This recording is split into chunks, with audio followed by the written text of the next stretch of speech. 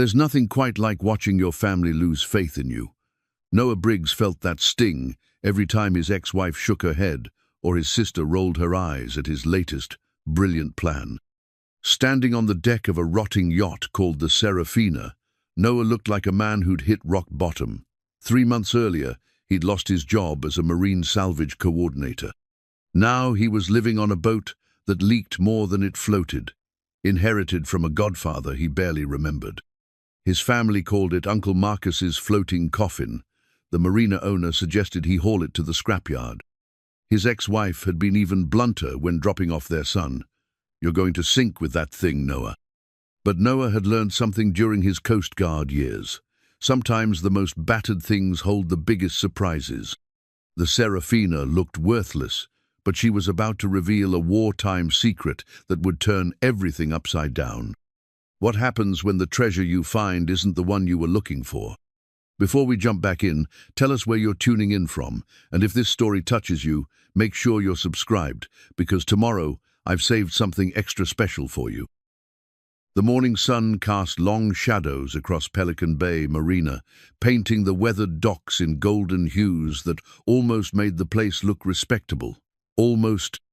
Noah Briggs stepped carefully around a rotted plank as he carried his coffee mug toward the Serafina, nodding to old Pete, who was already tinkering with his pristine fishing boat 2 slips down. "Morning, Noah," Pete called out, his voice carrying the particular mix of sympathy and curiosity that had become familiar over the past 3 months. "Sleep any better last night?" "Like a baby," Noah lied, not mentioning the bucket he'd emptied twice during the night or the way the hull creaked with every small wave. Pete meant well, but Noah had grown tired of being the marina's charity case. The Serafina sat low in the water, her once white fiberglass hull now stained with rust streaks and green algae. 42 feet of what had probably been somebody's dream boat 30 years ago, she now looked like she was one storm away from becoming a reef. The cabin windows were cloudy with salt residue, and the canvas awning over the cockpit had more holes than fabric. But she was home now, and Noah had learned to find dignity in small victories. He'd managed to get the diesel engine running 3 days ago. The refrigerator worked intermittently. The shower produced lukewarm water for exactly 4 minutes before running cold. It wasn't much, but it was his, and more importantly, it was free. The inheritance had come as a complete surprise. Noah barely remembered Uncle Marcus's father's older brother, who disappeared into some kind of government work when Noah was a kid. Family legend said Marcus had been in the Navy during World War II, then worked for various federal agencies afterward.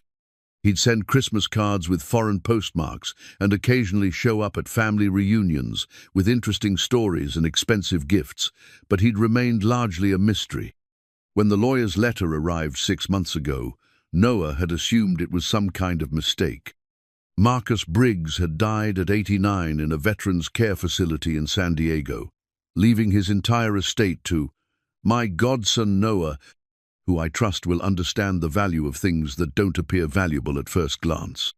The estate consisted of the yacht, a small storage unit containing mostly nautical equipment, and exactly 8,247 in a checking account, barely enough to cover the marina fees and basic maintenance.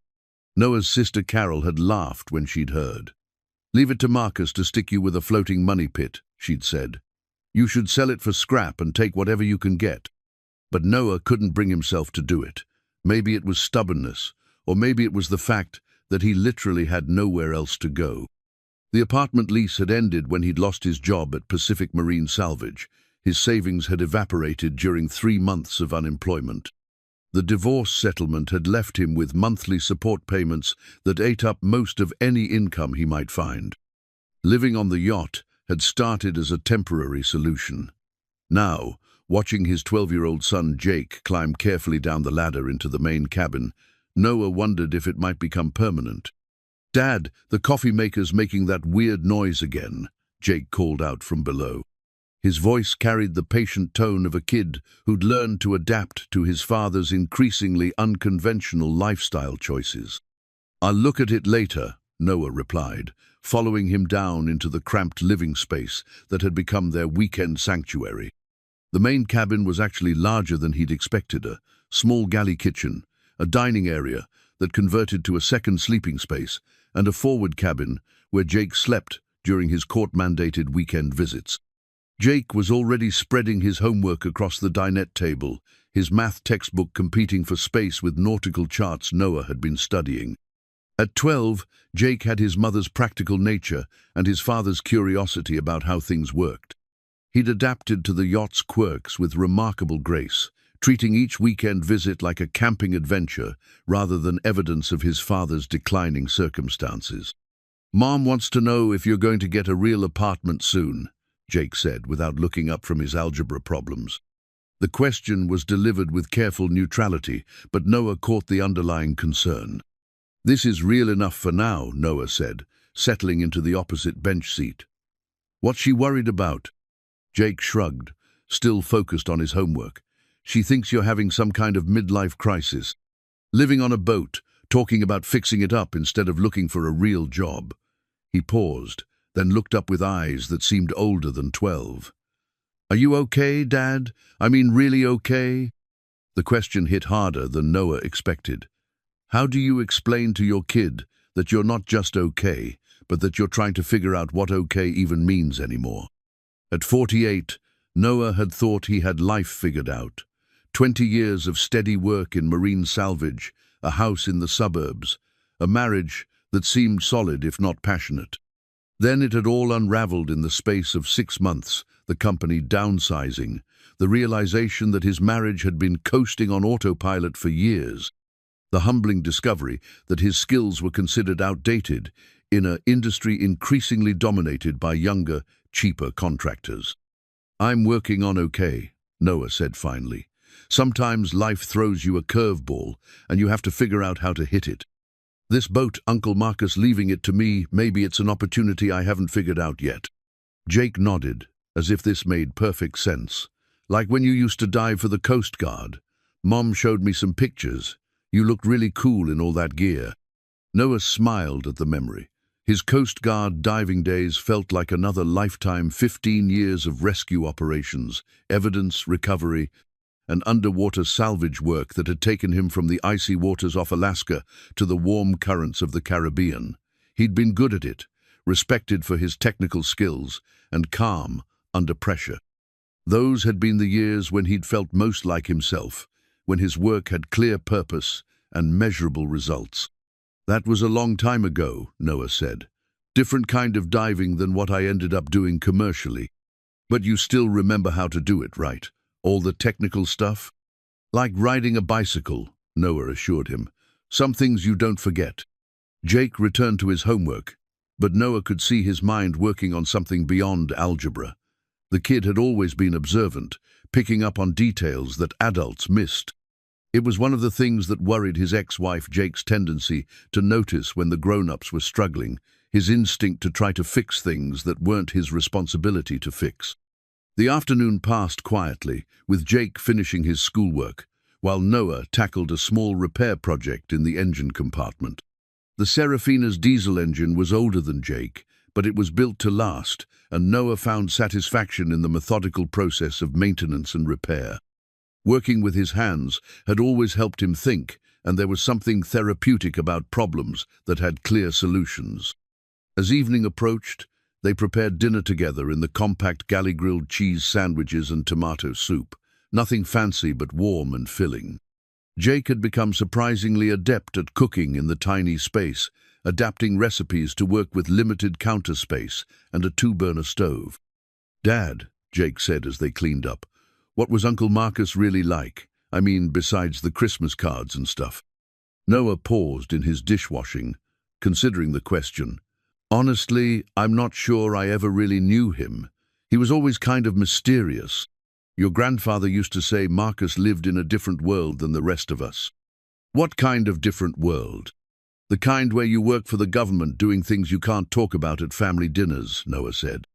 He'd show up with stories about places he'd been, but never much detail about what he'd actually been doing there. I always got the impression he'd seen things, done things, that most people don't. Jake nodded thoughtfully. "Maybe that's why he left you the boat. Maybe he thought you'd understand it better than other people would. The observation was more perceptive than Noah expected. Maybe so. Though I have to admit, I'm still trying to figure out what there is to understand about a 40-year-old yacht that needs more work than I can afford. But you're not giving up on it, Jake observed, even though everyone thinks you should. No, Noah agreed. I'm not giving up on it. They spent the evening on deck, watching the sun set over the bay, while other boat owners finished their own end-of-day routines. The marina had a small community feel people who looked out for each other, shared tools and advice, and respected each other's need for privacy. Noah had been surprised by how readily he'd been accepted, even living aboard what was clearly the marina's least impressive vessel. Sam Rodriguez, the marina manager, stopped by just as the first stars appeared. Sam was somewhere in his 60s, with the weathered look of someone who'd spent his life around boats and the casual authority of a man who knew his business inside and out. Evening, Noah. Jake. Sam settled onto the dock, piling next to the Serafina's stern, moving with the careful economy of motion that came with age and experience. How's she treating you? Can't complain, Noah said. Well, I could, but it wouldn't do much good. Sam chuckled. Marcus always said this boat had good bones, said she was built for more than weekend pleasure cruising, though he never explained what he meant by that. You knew Uncle Marcus well? Well enough. He kept the boat here for, 15 years or so. Quiet man, kept to himself mostly, but he knew his way around boats. Always seemed to be working on something, upgrading this or reinforcing that. Most owners, they make cosmetic improvements, new cushions, fancy electronics. Marcus was always working on structural stuff, things you wouldn't notice unless you knew what to look for. Jake leaned forward with interest. What kind of structural stuff? Sam glanced at Noah, as if checking whether this was appropriate conversation for a 12-year-old. Reinforcement work, mostly. Bulkheads, hull bracing, that sort of thing. Like he was planning to take her places where she might need to be especially strong. Did he ever take her out much? Noah asked. Now and then. Never for long trips, at least not that I saw, but he'd take her out for sea trials whenever he finished a project. Always came back satisfied, like the boat had passed some kind of test. Sam paused, looking thoughtful. You know, he asked about you a few times over the years.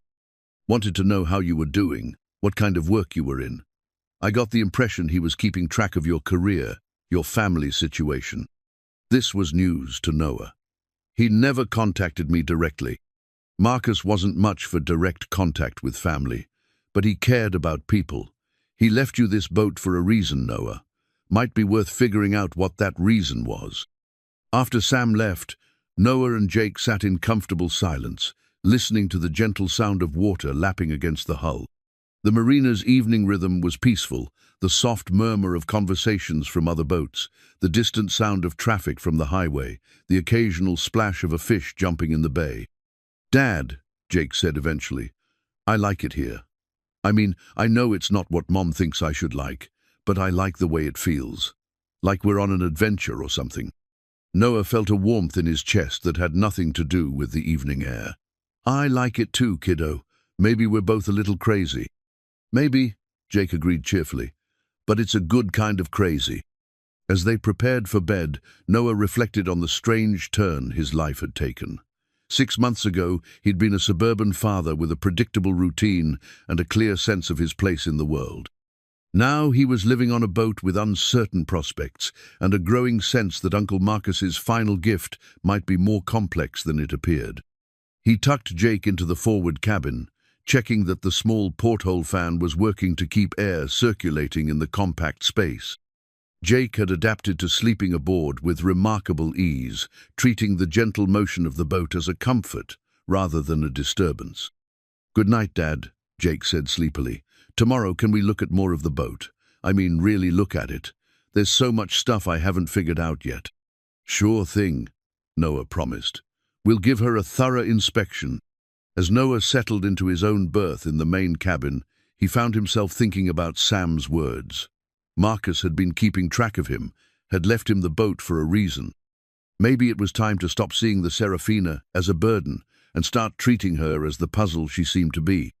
Outside, the marina settled into its nighttime quiet, the gentle sounds of water and wind creating a lullaby that was becoming familiar. For the first time in months, Noah felt something that might have been optimism.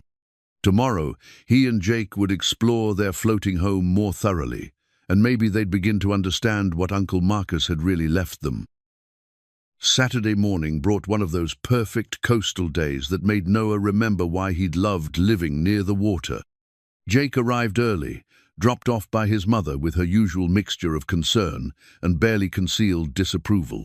She'd given the Serafina her weekly inspection, checking the life jackets, testing the radio, making sure the fire extinguisher was properly mounted before reluctantly agreeing to leave Jake for the weekend. "Remember, you promised to have him call me tonight," Linda had said, her voice carrying the tone of someone who expected disappointment.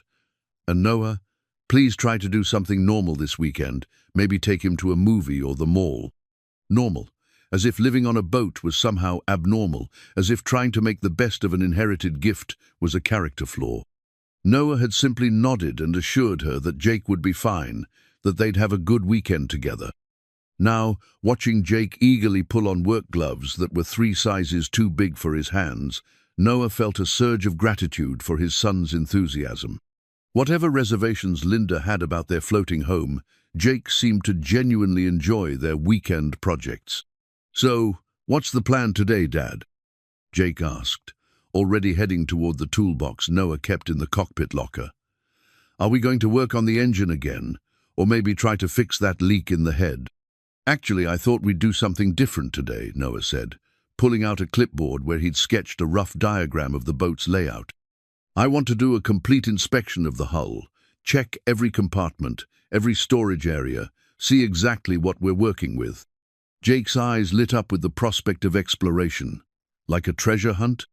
"More like a survey," Noah said, though he couldn't help smiling at his son's excitement. "When I was doing salvage work, the first rule was always to know your vessel completely before you started any major project. We've been living here for 3 months, but I realize we've never really examined her systematically." They started in the engine compartment, a cramped space beneath the cockpit that housed the diesel engine, fuel tanks, and various mechanical systems.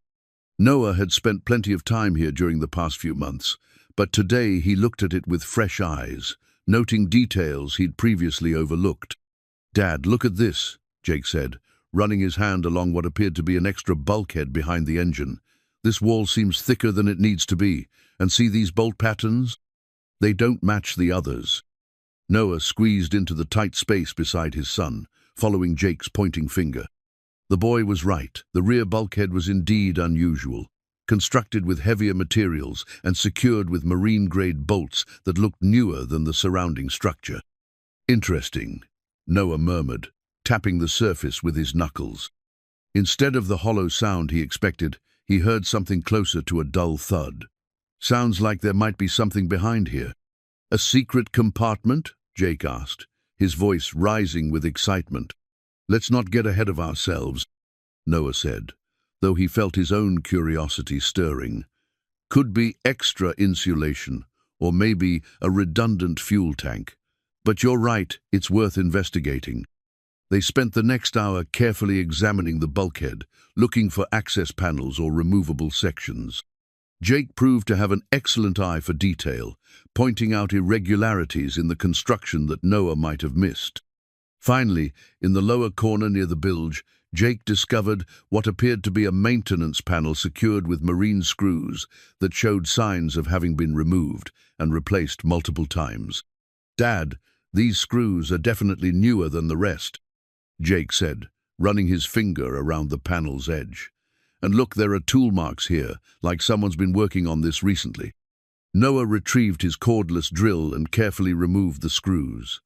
The panel came away easily, revealing a dark space behind the bulkhead that was definitely not part of the original construction. Using his flashlight, Noah peered into the cavity and felt his breath catch. "What do you see?" Jake asked, trying to peer over his father's shoulder. "I'm not sure yet," Noah said, reaching carefully into the space. His fingers encountered something wrapped in what felt like oiled canvas. Gently, he extracted a rectangular package about the size of a large book. They carried their discovery up to the main cabin, where they could examine it in better light. The package was wrapped in heavy canvas and secured with waxed cord that had obviously been tied by someone who knew their knots. Jake watched with intense concentration as Noah carefully untied the bindings. Inside the canvas was a wooden box, beautifully crafted from what looked like teak, with brass corners and a small brass nameplate that read, "Briggs, Personal."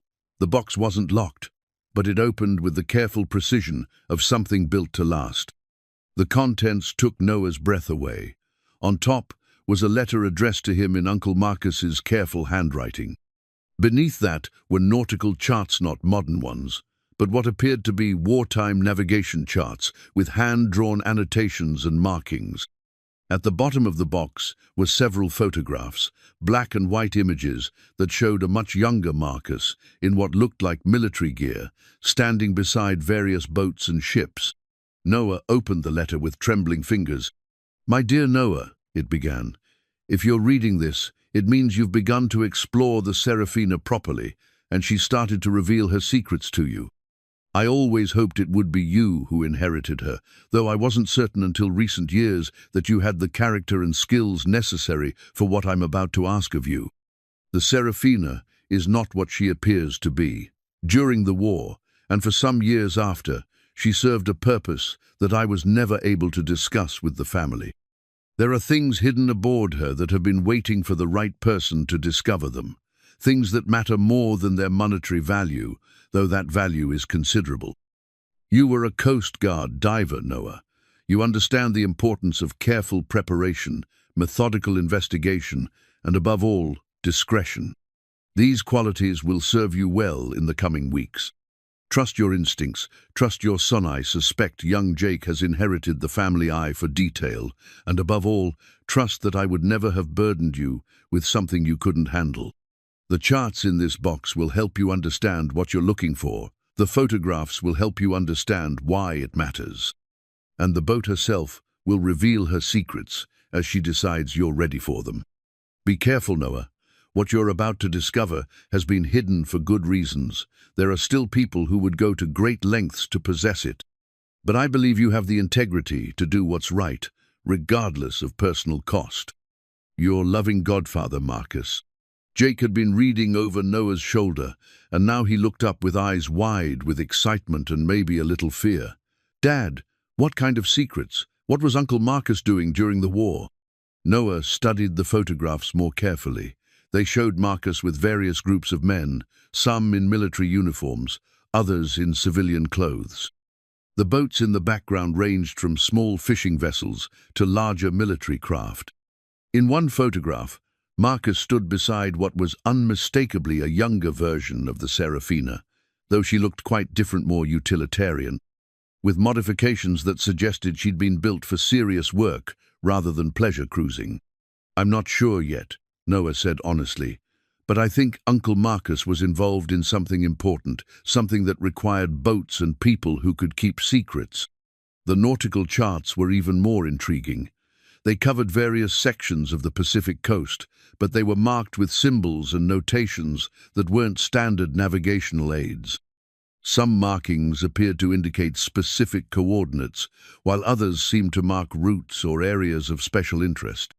"Look at this one," Jake said, pointing to a chart that covered the waters around Pelican Bay.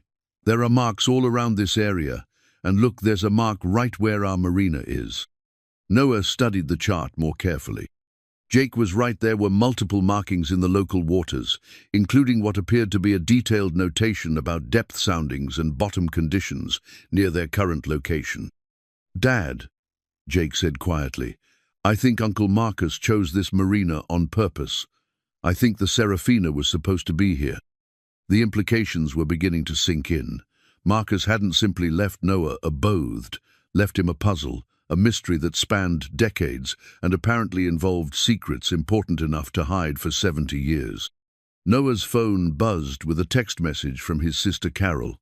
Mom wants to know if you're still playing boat captain or if you've come to your senses yet. Family dinner Sunday if you want to join the normal people. Normal people. Noah looked at Jake, who was carefully studying one of the photographs through a magnifying glass he'd found in the navigation drawer. "Dad," Jake said, his voice filled with wonder, "I don't think we're normal people anymore." Noah had to agree. Whatever Uncle Marcus had left them, it was definitely not normal. And for the first time since inheriting the Serafina, Noah found himself genuinely excited about what they might discover next. "So what do we do now?" Jake asked. Noah looked at the charts, the photographs, and his son's eager face. 3 months ago, he'd been a failed businessman living on a leaky boat. Now he was apparently the guardian of some kind of historical secret that his mysterious godfather had protected for decades. "Now," Noah said, "we figure out what Uncle Marcus really wanted us to find." Sunday morning found Noah in the marina's small office, hunched over Sam Rodriguez's computer, while Jake spread the nautical charts across the coffee table. Sam had offered to help with research after Noah had cautiously mentioned finding some of Marcus's old papers, though Noah had been careful not to reveal the full extent of their discovery. "Your uncle was before my time in terms of the war stuff," Sam said, settling into his desk chair with a cup of coffee. "But I knew him for 15 years, and I can tell you he wasn't your typical retiree. Man had more books about naval history than most libraries." Noah typed Marcus Briggs World War II into the search engine, then added Pacific Theater and Naval Operations. The results were frustratingly generic, thousands of entries about the war, but nothing specifically about his godfather. "Try adding covert operations or intelligence," Jake suggested from his position on the floor, where he was using a magnifying glass to examine the hand-drawn symbols on the charts. The addition of those terms yielded more interesting results. Several academic papers referenced classified operations involving small boat infiltration and supply runs to resistance groups throughout the Pacific. One paper, published by the Naval War College, mentioned a program called Operation Seahorse that had used civilian vessels for intelligence gathering and supply operations. "Dad, look at this," Jake said, holding up one of the charts. "This symbol here, it looks like a seahorse." Noah looked where Jake was pointing. Among the various markings was indeed a small, stylized seahorse symbol, repeated at several locations along the coast. Cross-referencing with the academic paper, Noah felt a chill of recognition. "Sam," Noah said carefully, "did Marcus ever mention anything about wartime operations? Anything about using boats for special missions?" Sam leaned back in his chair, studying Noah's face. "He mentioned a few things over the years. Nothing detailed, you understand, but enough to know he'd been involved in some serious business. Said the war had taught him that sometimes the most important work was the kind that never made it into the history books." "What kind of work?" "Near as I could figure, he was involved in getting people and supplies to places where regular military couldn't go. Small boats, night operations, that sort of thing. He had skills navigation, small boat handling, languages. During the war, those skills were valuable for certain kinds of missions." Jake looked up from the charts with excitement. "Dad, what if Uncle Marcus was like a secret agent or something?" "Not exactly a secret agent," Sam said with a smile. "More like a specialized courier.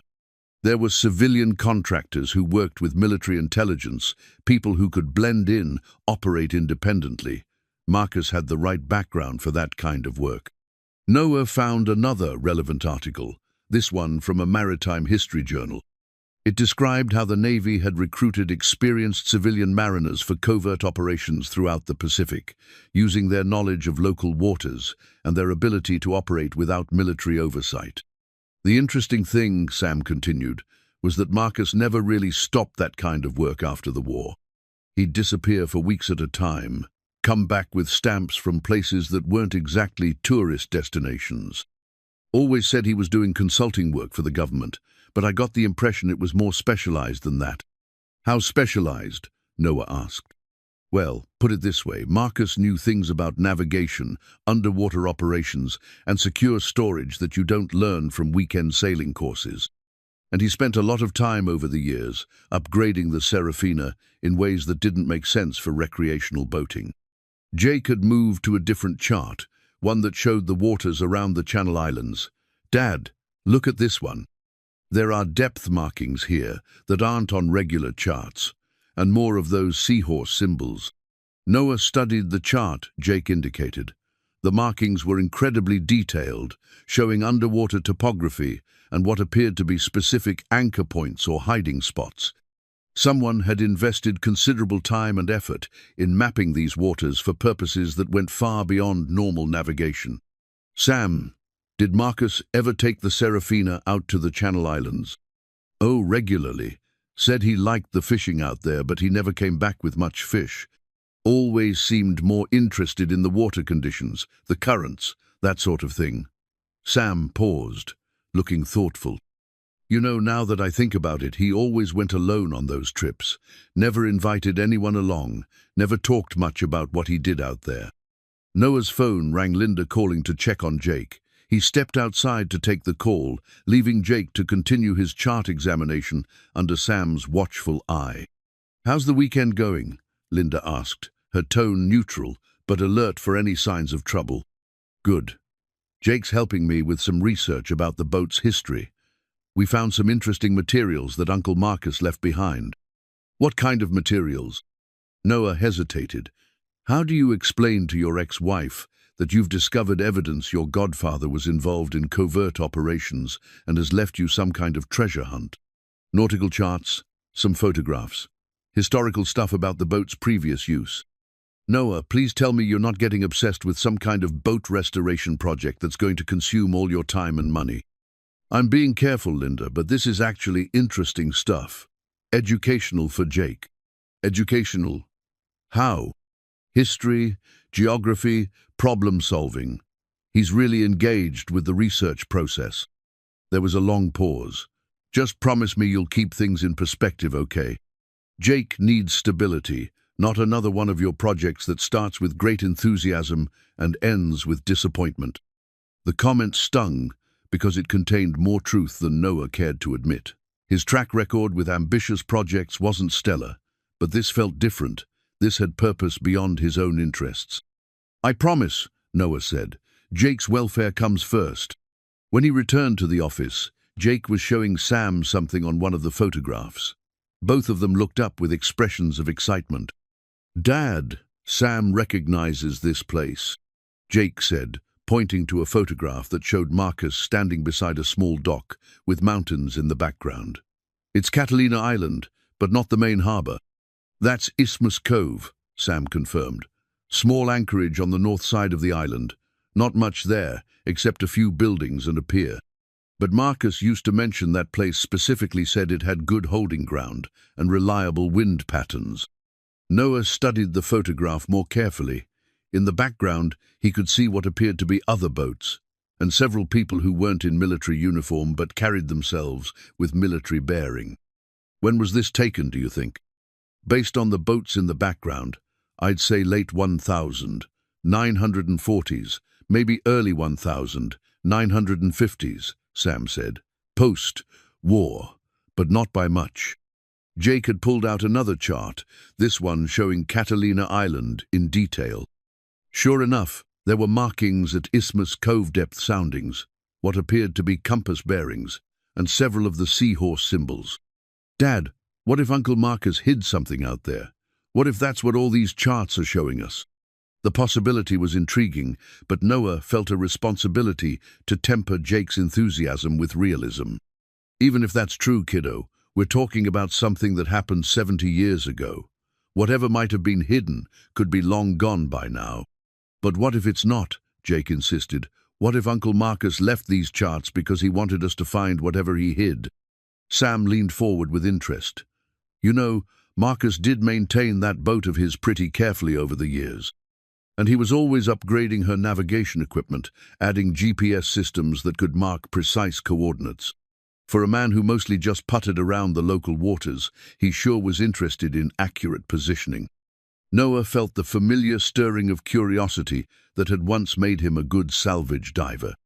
The systematic approach to a mystery the careful analysis of evidence, the gradual construction of a theory based on available facts. It had been years since he'd felt that particular intellectual excitement. "Okay," Noah said finally, "let's assume for the moment that Uncle Marcus did hide something, and that these charts are meant to help us find it. What would be the logical first step?" "Survey the Serafina more thoroughly," Jake said immediately. "If he hid charts and photographs, there might be other stuff. Better equipment, maybe more detailed instructions." "That's good thinking," Noah agreed. "What else?" "Research the historical context," Sam suggested.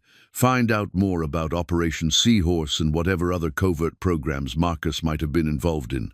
Understanding the mission might help you understand what he was protecting." Jake nodded enthusiastically. "And we should plan a trip to Catalina Island. Even if we don't find anything, we could at least see the places marked on the charts." Noah looked at his son's eager face and felt a mixture of pride and concern. Jake was approaching this like a genuine research project, showing analytical skills that impressed Noah. But he was also 12 years old, and the last thing Noah wanted was to encourage unrealistic expectations. "Those are all good ideas," Noah said, "but we need to be systematic about this, and we need to be realistic about what we might or might not find." "But we're going to try, right?" Jake asked. "We're not just going to put everything back in the box and pretend we never found it." Noah looked at the charts, the photographs, and his son's hopeful expression. 3 months ago, his biggest concern had been making the boat's engine run reliably. Now he was contemplating some kind of treasure hunt based on 70-year-old clues left by a godfather he'd barely known. It was either the most foolish thing he'd ever considered or the most interesting opportunity he'd had in years. "Yeah," Noah said finally, "we're going to try." The following weekend brought Jake back to the Serafina with a backpack full of library books and a notebook filled with research findings. His enthusiasm for the mystery had only grown during the week, and he'd apparently spent considerable time at the school library investigating World War II naval operations. "Dad, you're not going to believe what I found," Jake said before he'd even climbed all the way down into the main cabin. He pulled a thick book from his backpack and opened it to a marked page. "Look, Operation Seahorse was real, and it was way more important than we thought." Noah accepted the book and read the passage Jake indicated. According to the text, Operation Seahorse had been a joint Navy OSS program that used civilian vessels and crews for intelligence gathering, supply runs to resistance groups, and recovery of personnel and materials from behind enemy lines. The operation had continued well into the 1950s, evolving from wartime missions to Cold War intelligence work. "This is good research, Jake. Where did you find this?" "Mrs. Patterson helped me. She's the reference librarian, and she knows a lot about military history. She said most of this stuff was classified until the 1990s, but now there are academic books about it." Jake pulled out another book, this one specifically about covert naval operations in the Pacific. "And look at this. There's a whole chapter about treasure recovery missions." "Treasure recovery?" "Not like pirate treasure," Jake explained, settling into the dinette across from his father. "Cultural treasures. Art, historical artifacts, things that were stolen by the Japanese or that needed to be protected from bombing. The book says there were special missions to recover stuff and get it to safe locations." Noah felt a chill of recognition. That would explain the careful construction of the Serafina's hidden compartments, the detailed charts showing secure anchorages, the photographs of Marcus with groups of serious-looking men. "Did Mrs. Patterson say anything else about these operations?" "She said a lot of the records are still classified, but there are hints that some of the recovered materials were never officially returned to museums or governments. She thinks maybe some of it was kept in private hands for safekeeping until political situations stabilized." The implications were staggering. If Uncle Marcus had been involved in recovering cultural treasures, and if some of those treasures had never been officially repatriated, then the Serafina might be more than just a hiding place for old charts and photographs. "Jake, did you tell Mrs. Patterson about what we found on the boat?" No, I just said I was doing research for a school project about World War II naval operations. But Dad, I think we need to search the boat more carefully. If Uncle Marcus was involved in treasure recovery, and if he left us all these clues, maybe he left us something more than just charts. Noah had been thinking the same thing. During the week, he'd made preliminary searches of the obvious storage areas, but hadn't found anything else unusual. However, Jake's research suggested they should be looking for more sophisticated hiding places. Okay, Noah said. Let's approach this systematically. We'll examine every compartment, every panel, every area that could potentially conceal something. They started with the areas they hadn't fully explored, the forward cabin, the spaces beneath the bunks, the storage lockers that ran along the hull. Jake proved to have an excellent eye for details that didn't quite fit, and within an hour he'd identified 3 more panels that appeared to have been modified from their original configuration. The first panel, located beneath the forward berth, opened to reveal another cache of documents. These were different from the charts they'd found earlier, official-looking papers with government seals, what appeared to be shipping manifests, and several photographs of wooden crates being loaded onto boats. "Dad, look at this," Jake said, holding up one of the shipping manifests. It's dated 1947, and it lists cultural materials for safekeeping, with a destination marked as Secure Storage West Coast. Noah examined the document more carefully. It was signed by someone with the title Cultural Recovery Officer and bore the seal of the Office of Strategic Services. The manifest listed dozens of items, paintings, sculptures, rare books, historical documents, with notations about their origin and condition. "This is incredible," Noah murmured. "Uncle Marcus wasn't just involved in these operations. She was apparently in charge of them, at least on this coast." The second hidden panel yielded an even more intriguing discovery, a logbook, written in Marcus's careful handwriting, but in some kind of code. Each entry consisted of dates, coordinates, and series of numbers and letters that clearly meant something but weren't immediately comprehensible. "It's encrypted," Noah said, flipping through pages of coded entries that spanned from 1946 to 1963. Marcus was keeping detailed records of something, but he didn't want casual readers to understand what. Jake leaned over the logbook with fascination. "Can we decode it?" "Maybe. I learned some basic cryptography in the Coast Guard, not much, but enough to recognize common patterns.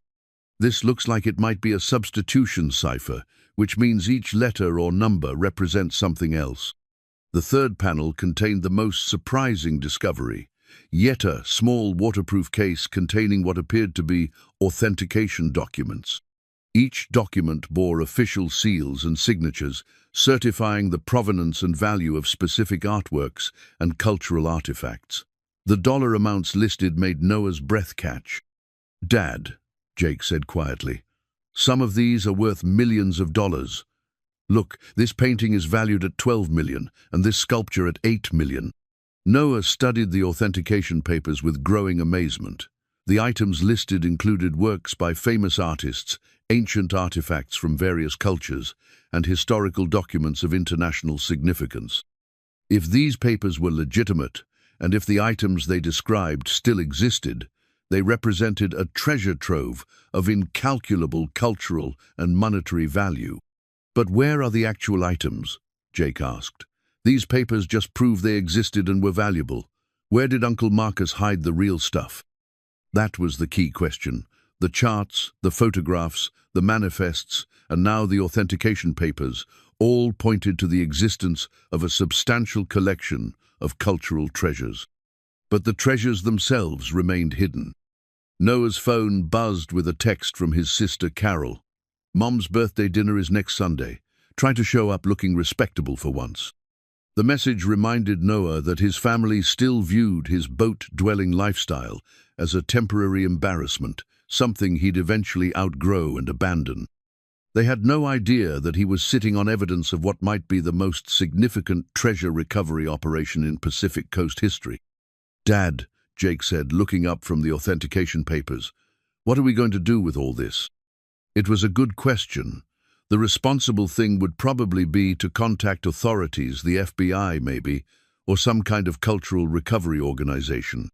But Marcus's letter had emphasized discretion, had warned that there might be people who would go to great lengths to possess whatever he'd hidden. "I think we need to understand more before we make any decisions," Noah said carefully. "We need to figure out what Uncle Marcus actually left us, and why he left it to us specifically." Jake nodded thoughtfully. "And we need to decode this logbook. I bet it tells us where everything is hidden."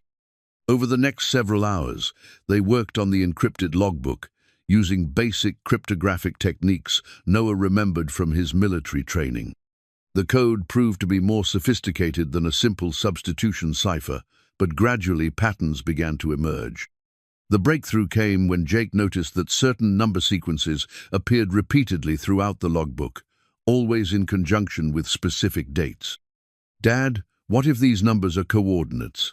Look, this sequence appears on 12 different dates, always with notes about delivery completed or storage secured."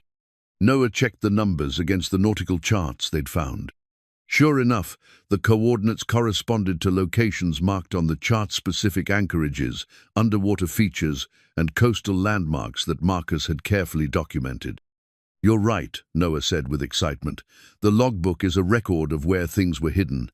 Marcus was keeping track of multiple storage locations, probably as a security measure." As the afternoon progressed, they decoded more entries, gradually building a picture of an extensive network of hidden caches throughout the coastal waters of Southern California. Each location was carefully documented with coordinates, depth soundings, and notes about access conditions and security measures. "Dad, this is like a treasure map," Jake said, his voice filled with wonder. "Uncle Marcus left us an actual treasure map." But as Noah studied the decoded entries more carefully, he began to notice something troubling. Many of the locations were marked with additional notations: compromised, relocated, or status unknown. It appeared that over the years, Marcus had been forced to move or abandon various hiding places. "Jake, look at this pattern," Noah said, pointing to a series of entries from the 1980s. Marcus was having problems. Some of his storage locations were being discovered or threatened. He was moving things around, consolidating collections, trying to keep them secure. "What kind of problems?" "I'm not sure, but look at these notes: unauthorized interest, surveillance detected, immediate relocation required. It sounds like someone else was looking for the same things Marcus was trying to protect." The realization added a new dimension to their mystery. This wasn't just about finding hidden treasure, it was about understanding why that treasure had needed to remain hidden for so long, and whether the threats Marcus had been concerned about still existed. Jake looked up from the logbook with a mixture of excitement and concern. "Dad, what if we're not the only ones who know about this? What if other people are still looking for Uncle Marcus's treasure?" Noah felt a chill that had nothing to do with the evening air. Marcus's letter had warned about people who would go to great lengths to possess what he'd hidden. Looking at the evidence spread across their small table documents worth millions, authentication papers for priceless cultural artifacts, detailed maps of hidden storage locations, Noah began to understand that they might have inherited more than just a mystery. They might have inherited a danger that had been carefully hidden for 70 years, waiting for someone curious enough and capable enough to uncover it. And now that someone was Noah and his 12-year-old son, sitting alone on a boat in a quiet marina, surrounded by secrets that powerful people had spent decades trying to find. Tuesday morning brought an unexpected visitor to the marina. Noah was working on the Serafina's deck drainage system when he noticed a well-dressed woman in her 50s walking purposefully down the dock, checking boat names as she went. Something about her bearing professional, alert, completely out of place among the casual marina crowd made Noah pause in his work. She stopped at the Serafina and looked up at Noah with a practiced smile that didn't quite reach her eyes. "Mr. Briggs, Noah Briggs." "That's right," Noah said, setting down his tools but not climbing down from the boat. "Can I help you?" "I hope so. My name is Catherine Wells." I represent a consortium of art recovery specialists who work with museums and private collectors to locate missing cultural artifacts. She handed him a business card that felt expensive between his fingers. I understand you recently inherited this vessel from Marcus Briggs. Noah felt his pulse quicken, but kept his expression neutral. That's correct. Marcus was my godfather. I'm sorry for your loss. Marcus was a remarkable man, though I suspect you're only beginning to understand just how remarkable. She glanced around the marina with the casual alertness of someone trained to notice details. I wonder if we might talk privately. I have information about your inheritance that might be of considerable interest to you. Every instinct Noah had developed during his Coast Guard years was telling him to be careful. This woman's arrival, just days after their discoveries, couldn't be coincidental. What kind of information? The kind that's best discussed away from public docks, she said with another practiced smile. Perhaps we could meet for coffee? There's a cafe just up the street from here. Noah climbed down to the dock, noting that Catherine Wells positioned herself to keep the Serafina in her peripheral vision, even while talking to him. Professional habit, or something more specific? Ms. Wells, I appreciate your interest, but I'm not sure what kind of art recovery information would be relevant to an old boat. Oh, but you see, it's not really just an old boat, is it? Her smile became more genuine and considerably more dangerous. Marcus Briggs was one of the most successful cultural recovery operatives of the 20th century. Over the course of 30 years, he was responsible for safeguarding hundreds of millions of dollars worth of art and artifacts that might otherwise have been lost forever. The casual revelation of information that Noah and Jake had spent days researching told him everything he needed to know about how much this woman already knew. And you think some of those artifacts might be connected to the boat? I think Marcus Briggs was far too careful an operator to die without ensuring his life's work was properly preserved. And I think he chose his heir very deliberately. She paused, studying Noah's face. You were a Coast Guard diver, weren't you? Specialized in underwater recovery operations? Noah didn't answer, but his silence seemed to confirm her expectations. My consortium has been tracking Marcus's activities for quite some time, she continued. We represent several museums and cultural institutions that are very interested in recovering materials that were placed in temporary safekeeping during various political upheavals. Materials that may have remained in private hands longer than originally intended. And you think I have information about these materials? I think Marcus left you more than just a boat, Mr. Briggs, and I think you're intelligent enough to realize that some discoveries are too significant to handle alone. Noah felt the weight of the decoded logbook, the authentication papers, and the detailed charts that were hidden below deck. Catherine Wells was right, the discoveries were significant. But her appearance raised questions about who else might know about Marcus's activities and what their intentions might be. What exactly are you proposing? Partnership. My consortium has resources, legal expertise, authentication services, secure storage facilities, connections with legitimate cultural institutions. We can help ensure that whatever Marcus left in your care finds its appropriate home, while also ensuring that you're properly compensated for your role in its recovery. And if I'm not interested in partnership? The smile disappeared entirely. Then you'll be attempting to handle a very complex situation without the expertise or resources necessary to do it safely. Cultural artifact recovery isn't just about finding things, Mr. Briggs. It's about navigating legal frameworks, international regulations, and occasionally some very determined people who believe they have prior claims to certain materials. The implicit threat was clear enough.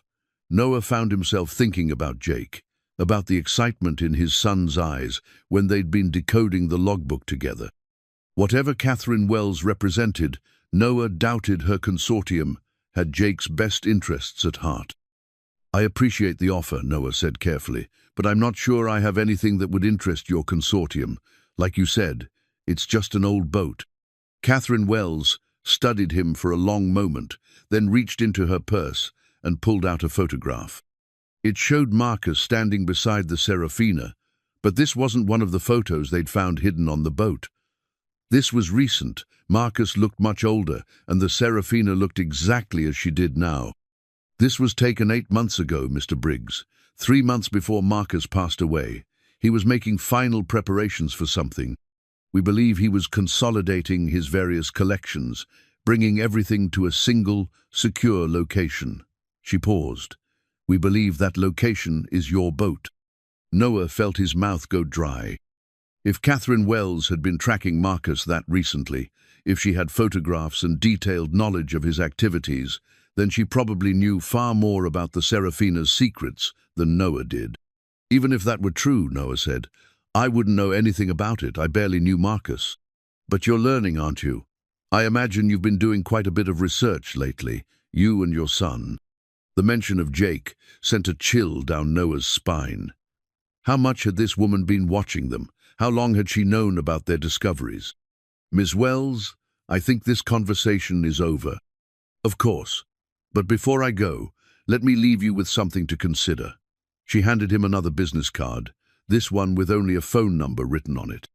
Marcus Briggs spent 70 years protecting certain materials because he understood their historical importance, but he also understood that they were only safe as long as they remained hidden. Once word gets out that they've been found, and word always gets out, Mr. Briggs, those materials become targets for people with far less noble intentions than my consortium. She turned to leave, then paused. You should also know that you're not the only one Marcus contacted about his legacy. There are other interested parties, some of whom are considerably less patient than we are. After she left, Noah stood on the dock for several minutes, trying to process what had just happened. Catherine Wells knew about the boat, knew about Marcus's activities, and apparently knew that Noah and Jake had been investigating their inheritance.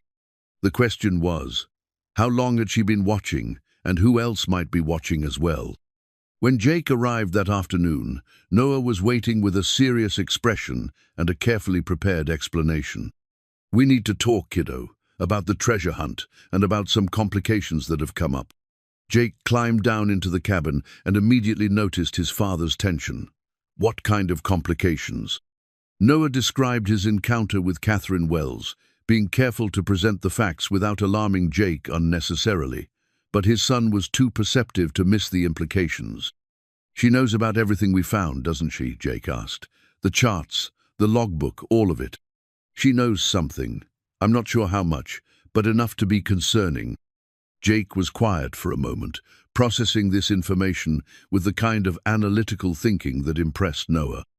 Dad, if Uncle Marcus was worried about people trying to find his treasure, and if he left us all these clues, maybe he expected this to happen. Maybe he wanted us to be prepared for it. What do you mean? Well, think about it. He could have just left us a note saying where everything was hidden. But instead he left us puzzles and codes and maps. Maybe he wanted to make sure we understood the situation before we found the actual treasure. Noah considered this. Jake might be right. Marcus had been a careful operator for 70 years. Every decision had been deliberate, including the decision to hide information in ways that required investigation and understanding. So what do you think we should do? Jake pulled out the decoded logbook and spread it across the table. I think we should finish what we started. Decode everything, find out exactly what Uncle Marcus left us, and then decide what to do with it. But we should be careful about who else knows what we're doing. Noah felt a surge of pride at his son's thoughtful approach, mixed with concern about involving a 12-year-old in what was becoming a genuinely dangerous situation. Jake, if there are other people looking for this treasure, people who might not be as polite as Ms. Wells, then maybe you should stay out of it. Maybe this is something I need to handle alone. No way, Jake said immediately. This is our mystery, Dad. Uncle Marcus left it to both of us, mentioned me in his letter, remember? And besides, I'm the one who figured out the coordinate code. You need me. Noah had to admit that Jake had been essential to their progress. The boy's eye for detail, his research skills, and his analytical thinking had been crucial to understanding Marcus's clues. Okay, Noah said finally, but we do this carefully. No more casual conversations about what we're finding. No more library research that might attract attention. And if I say we stop, we stop. Agreed? Agreed, but Dad, I have an idea about how we can be more careful. Jake pulled out his notebook and opened it to a page covered with sketches and notes. What if we don't try to recover everything at once? What if we start with just one location, something small and manageable, just to see what we're really dealing with? Noah studied Jake's notes. His son had identified several locations from the logbook that were relatively close to their marina, places that could be reached in a day trip and investigated without major equipment or extended absence. This one, Jake said, pointing to a set of coordinates about 10 miles north of their current location. According to the logbook, it's a small cache, probably just documents and maybe some smaller artifacts. And look, Uncle Marcus's last entry about this location was just 2 years ago. He wrote, "Contents verified, security maintained." Meaning, whatever's there is probably still there. Exactly. And if we can find this one, we'll know that the logbook is accurate and that Uncle Marcus really did leave us a treasure hunt. Plus, we'll have a better idea of what we're dealing with before we make any decisions about the bigger locations.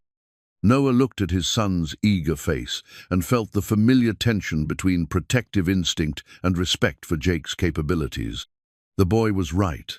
They needed to understand the scope of what Marcus had left them before they could make informed decisions about how to handle it.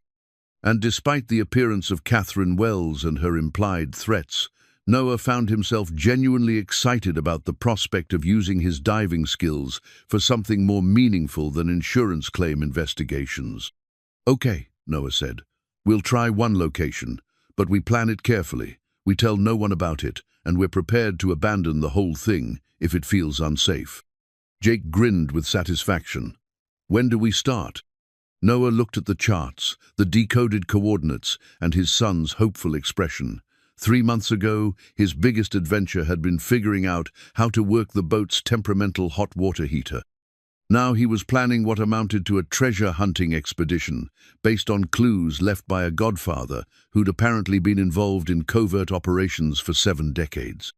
"We start by making sure the Serafina is ready for some serious navigation," Noah said. "If we're going treasure hunting, we're going to do it right." The discovery came on Thursday morning, wrapped in plastic and wedged behind a support beam in the engine compartment where no casual inspection would ever find it. Jake had been helping Noah replace corroded fuel lines when his flashlight beam caught the edge of something that didn't belong. "Dad, there's something else back here," Jake called out, his voice muffled by the tight confines of the engine space.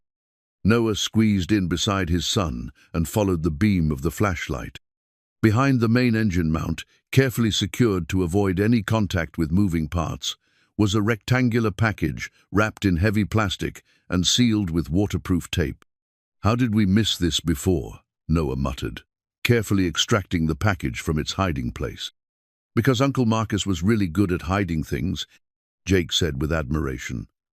"Look how it's positioned. You'd have to be doing major engine work to find it, and even then, you'd have to be looking for it." Back in the main cabin, they carefully unwrapped the package to reveal what appeared to be the most significant find yet. A professional-quality underwater camera in a waterproof housing, along with several rolls of film and a detailed dive log dating from the 1990s through 2010. The dive log was filled with Marcus's meticulous handwriting, documenting dozens of underwater expeditions to various locations along the California coast. Each entry included precise coordinates, depth measurements, bottom conditions, and detailed descriptions of what appeared to be underwater storage installations. "Dad, look at this entry," Jake said, pointing to a log page dated just 3 years earlier. "Uncle Marcus was still doing underwater work when he was in his 80s, and look what he found." Noah read the entry Jake indicated. It described a dive to a location about 15 miles offshore, where Marcus had documented collection point 7 contents intact, seals holding, estimated value unchanged at $47 million. The entry was accompanied by underwater photographs showing what appeared to be a sophisticated storage chamber built into an underwater rock formation. $47 million, Jake whispered, in just one location. Noah flipped through more pages of the dive log, finding similar entries documenting multiple underwater storage sites. The scope of Marcus's operation was staggering: dozens of locations, hundreds of millions of dollars worth of cultural artifacts, all carefully hidden and regularly maintained over the course of decades. Jake, your uncle wasn't just hiding things randomly. He built a whole network of secure storage sites, and he was maintaining them right up until he got too old to dive. But now he can't maintain them anymore, Jake said, understanding the implication immediately. That's why he left everything to you. He needed someone who could continue the work. The thought was both thrilling and terrifying. Marcus had spent 70 years protecting these materials, using skills and resources that Noah could barely imagine. Now that responsibility was apparently being passed to an unemployed salvage worker living on a leaky boat. Noah's phone buzzed with a text from Linda. Jake's teacher called. He's been asking a lot of questions about World War II and cultural artifact recovery. She's concerned he might be getting involved in something inappropriate. Call me. The message reminded Noah of the risks they were taking, not just to themselves, but to Jake's relationship with his mother and his normal 12-year-old life. Jake, we need to talk about something. Your mom is getting concerned about your research, and frankly, so am I. This is turning into something much bigger and more dangerous than I expected. Jake looked up from the dive log with a serious expression. Dad, do you remember what you told me about the Coast Guard? About how sometimes you had to do difficult things because they were the right things to do. This is different, kiddo. This involves millions of dollars and people who might be willing to do bad things to get it. But that's exactly why it matters, Jake insisted. Uncle Marcus spent his whole life protecting these treasures because they were important to history, to culture, to people. If we just walk away now, what happens to all that work? What happens to the treasures?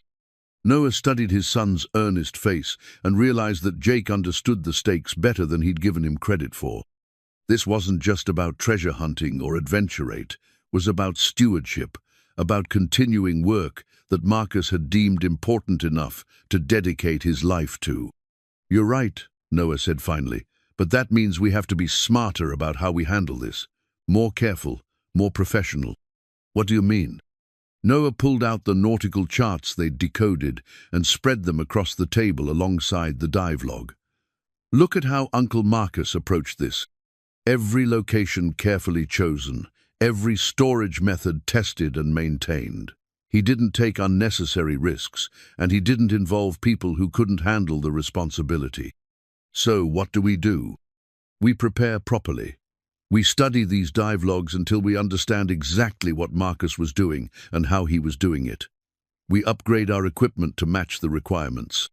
And we start with the easiest, safest location to see if we can actually handle this responsibility. Jake nodded eagerly. The location I picked out, the one 10 miles north.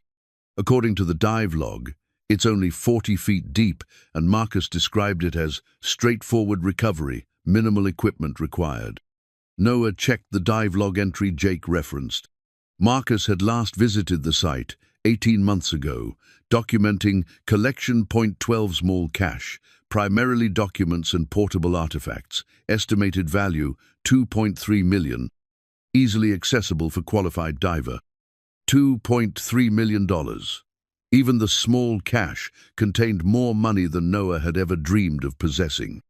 But as he read Marcus's detailed notes about the site, he began to understand that this wasn't really about money. It was about protecting pieces of human history that had been entrusted to Marcus's care. Okay, Noah said. We'll plan a reconnaissance dive to Collection Point 12, but we do it right, proper equipment, proper safety protocols, proper planning. And Jake, you stay on the boat while I dive. This isn't a family adventure anymore. But Dad, no arguments. If I'm going to take on Uncle Marcus's responsibility, I'm going to do it professionally. That means following proper safety procedures, and that means you stay topside as my surface support. Jake looked disappointed but nodded his acceptance. When do we go? Noah studied the weather reports, the tide charts, and Marcus's detailed notes about optimal conditions for accessing Collection Point 12. Saturday morning. Weather's supposed to be calm, Visibility should be good, and we'll have the whole day if we need it. The next 2 days passed in intensive preparation. Noah reviewed his diving skills, tested equipment, and studied Marcus's meticulous notes about underwater storage techniques. Jake proved invaluable as a research assistant, memorizing the dive log entries and helping Noah understand the technical details of Marcus's storage systems. By Friday evening, they had assembled everything they needed for the expedition. Diving equipment that Noah had borrowed from his old Coast Guard contacts, underwater tools for opening sealed containers, waterproof cameras for documenting whatever they found, and detailed charts showing the exact location and approach routes to Collection Point 12. "Dad," Jake said as they reviewed their plans one final time, "what if we find something really important? What if it's something that belongs in a museum or something?" "Then we'll make sure it gets where it belongs," Noah promised. "That's what Uncle Marcus would have wanted, and that's what we're going to do." Jake nodded solemnly. "And what if that woman, Ms. Wells, finds out what we're doing?" Noah had been thinking about that possibility all week. Catherine Wells clearly had resources and connections that extended far beyond what she'd revealed. If she was monitoring their activities, she might already know about their planned expedition. "Then we deal with that when it happens," Noah said. "But Jake, I want you to promise me something. If anything goes wrong, if we encounter other boats at the site, if anyone approaches us who seems threatening, if I don't surface when I'm supposed to, you get on the radio immediately and call the Coast Guard. Don't try to handle it yourself. Don't wait to see what happens. Just call for help." "I promise, Dad." That night, Noah lay in his bunk, listening to the familiar sounds of the marina and thinking about the responsibility Marcus had placed on his shoulders. Tomorrow, he would make his first dive as the guardian of 70 years' worth of hidden cultural treasures. He would either prove himself worthy of Marcus's trust, or he would discover that some legacies are too complex for ordinary people to handle.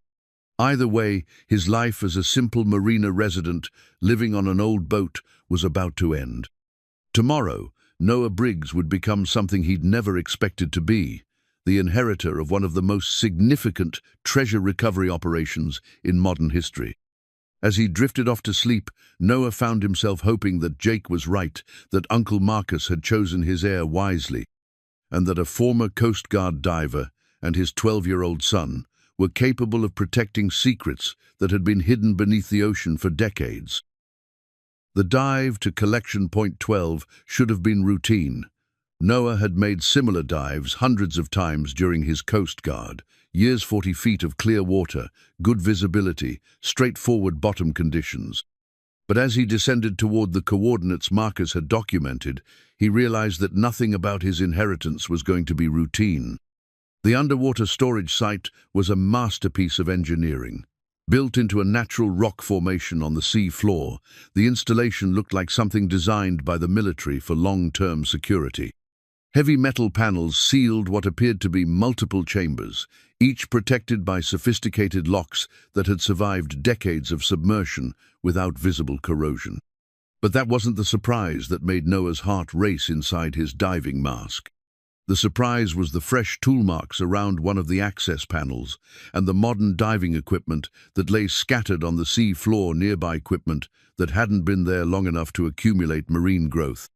Someone else had been here recently, someone with professional diving gear and the knowledge to open Marcus's carefully secured storage chambers.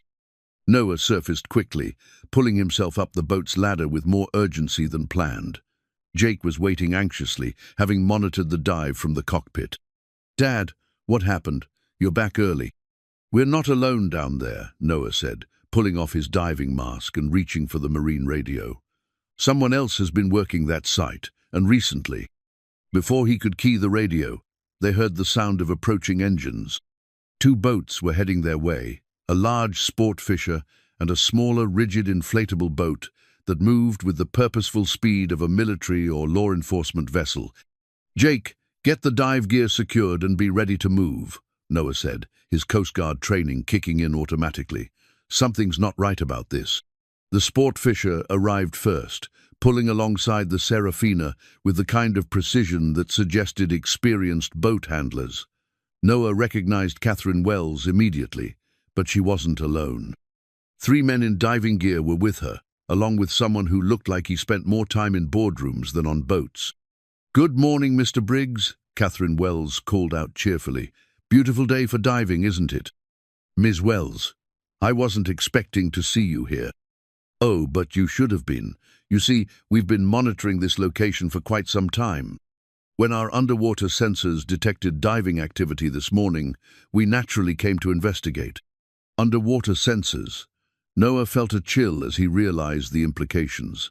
Catherine Wells wasn't just tracking Marcus's activity-ish, he had active surveillance on his storage sites, probably on all of them. "Mr. Briggs," the man in the business suit called out, "my name is David Chen. I represent certain interests that have been very patient in waiting for Marcus Briggs to fulfill his obligations. Now that he's passed away, those obligations transfer to his heir." "What obligations?" "The obligation to return cultural artifacts to their rightful owners," Chen replied smoothly. "Marcus was supposed to be a temporary custodian, not a permanent guardian. Many of our clients have been waiting decades for the return of their property." Jake moved closer to his father, and Noah noticed that his son was quietly reaching for the marine radio. Good boy, remembering the emergency protocols they'd discussed. "I'm not sure what you're talking about," Noah said, buying time while he assessed the situation. The second boat, the RIB, had positioned itself between the Serafina and the open ocean. They were effectively trapped. "Oh, I think you are," Catherine Wells said. "We know you've found Marcus's records. We know you've decoded his storage locations. And we know you've just discovered that Collection Point 12 has been partially excavated." "By whom?" "By us, of course. We've been systematically recovering materials from Marcus's various sites for the past 6 months. This location yielded some particularly interesting items: 15th century manuscripts, several pieces of Asian art, some remarkable pre-Columbian artifacts." Noah felt sick. Marcus had spent 70 years protecting these materials, and within months of his death, people were looting his carefully maintained storage sites. "Those artifacts were being protected," Noah said. "Marcus was keeping them safe until they could be properly returned." David Chen laughed, a cold sound that carried clearly across the water. "Marcus Briggs was a thief, Mr. Briggs. A very sophisticated thief who convinced himself he was performing some kind of public service, but a thief nonetheless. Those artifacts belong to specific institutions and private collectors who have legal claim to them." "Then why haven't you gone through legal channels to recover them?" "Because Marcus was very careful about documentation," Catherine Wells explained. "Many of these items exist in a legal grey area covered during wartime, held in private custody during periods of political instability, never officially catalogued by their current legal owners. It's much simpler to recover them directly than to navigate decades of complex ownership claims." Jake had managed to reach the radio and was quietly trying to establish contact with the Coast Guard. Noah hoped his son could get through without attracting attention, but the men on the Sportfisher were clearly professionals who didn't miss much. "Mr. Briggs," Chen continued, "we're prepared to offer you a very reasonable settlement for your cooperation. $1 million, cash, in exchange for Marcus's complete records and your assistance in locating the remaining storage sites." $1 million. It was more money than Noah had ever imagined, possessing enough to solve every financial problem he'd had since losing his job. But looking at Jake's determined face as he worked with the radio, Noah realized that some things were more important than money. "And if I refuse, then we'll recover the materials anyway, but you won't benefit from the process," Chen said with a shrug. "We already have most of Marcus's locations identified. You'd simply be making things more difficult for everyone involved." Noah was about to respond when Jake's voice cut through the conversation. "Mayday! Mayday! This is sailing vessel Serafina. We are being threatened by unknown vessels at position." He rattled off their GPS coordinates with the precision of someone who'd memorized emergency procedures. One of the men on the Sportfisher moved toward what looked like electronic jamming equipment, but before he could activate it, the sound of helicopter rotors filled the air.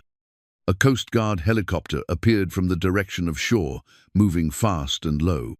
Catherine Wells looked annoyed but not particularly concerned. "Mr. Briggs, you're making this much more complicated than it needs to be."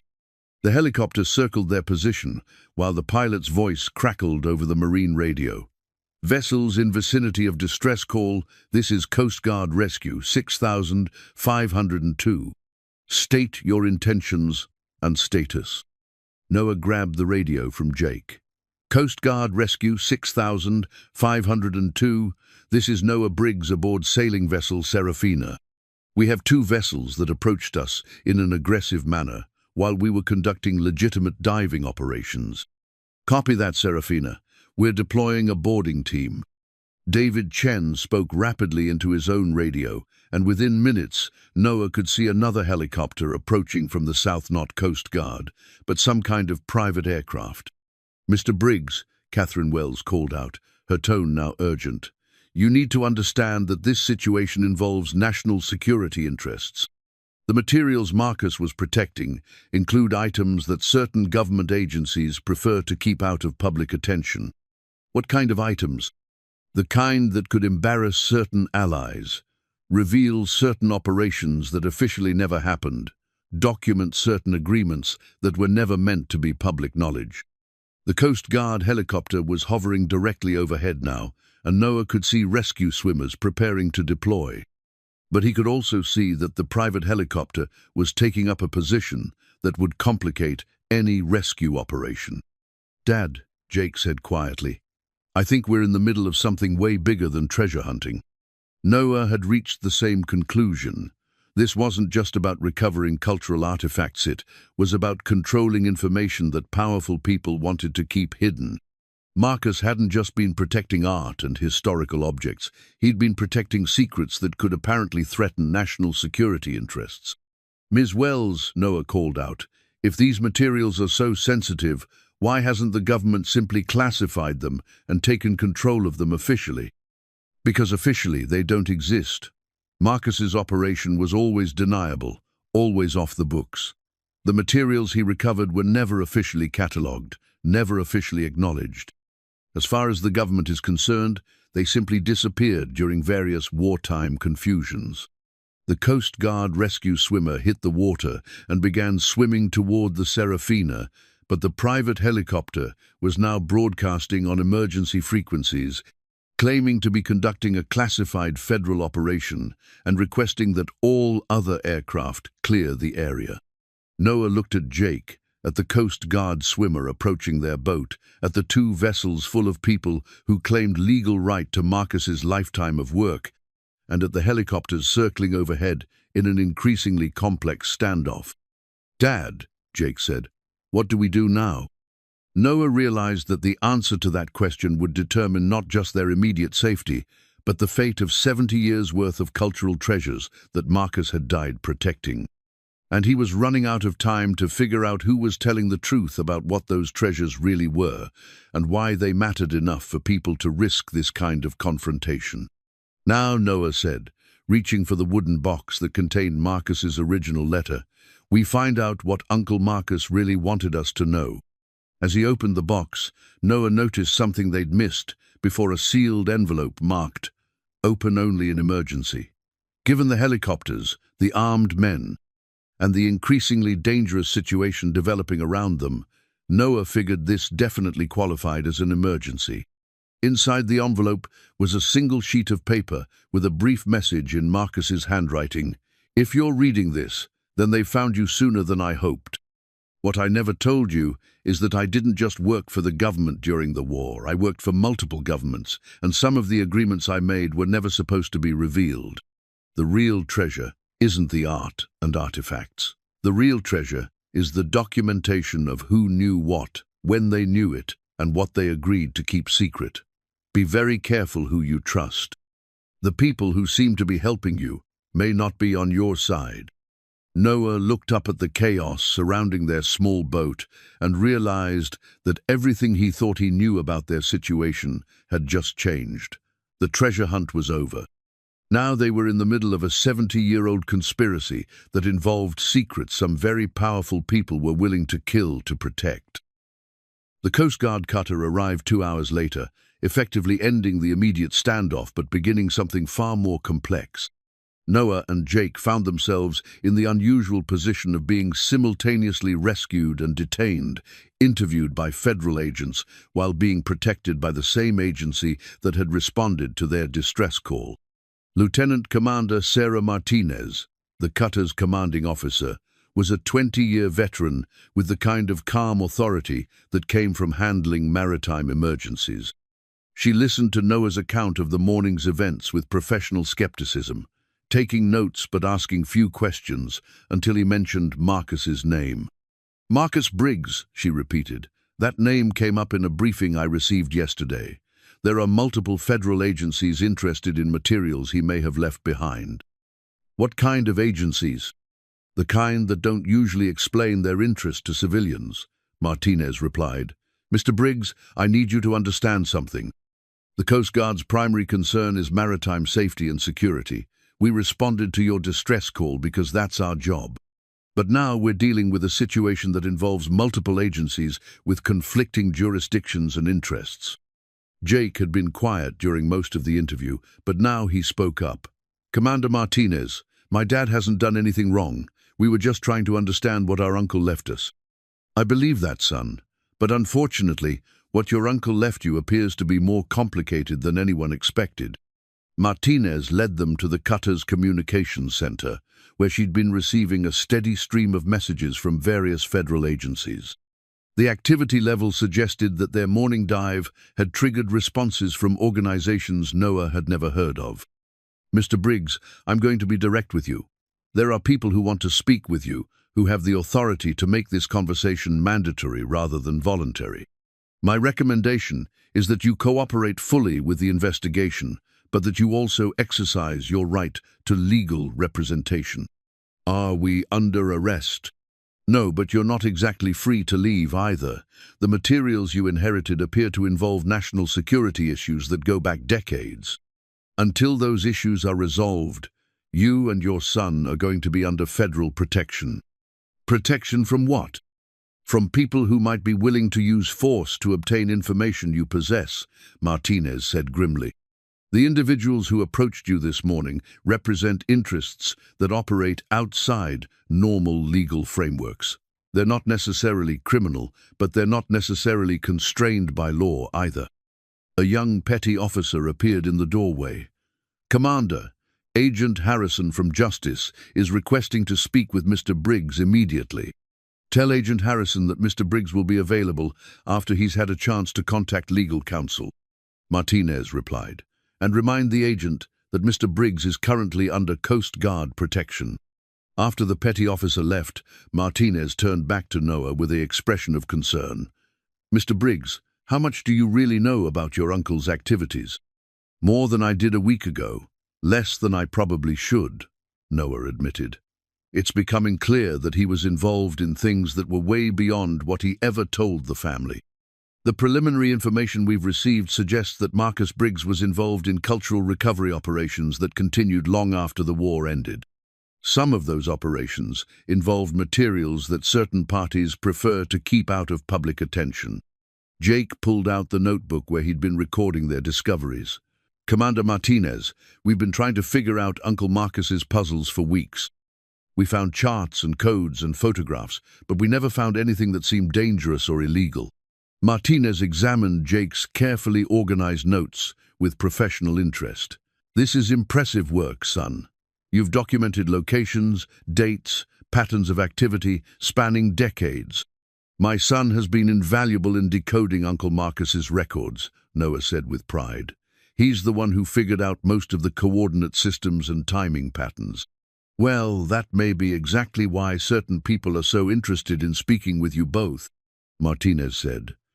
"If you've successfully decoded Marcus's storage system, you possess information that multiple agencies have been trying to access for years." Noah felt a chill. "Are you saying we've put ourselves in danger by trying to solve Uncle Marcus's puzzles?"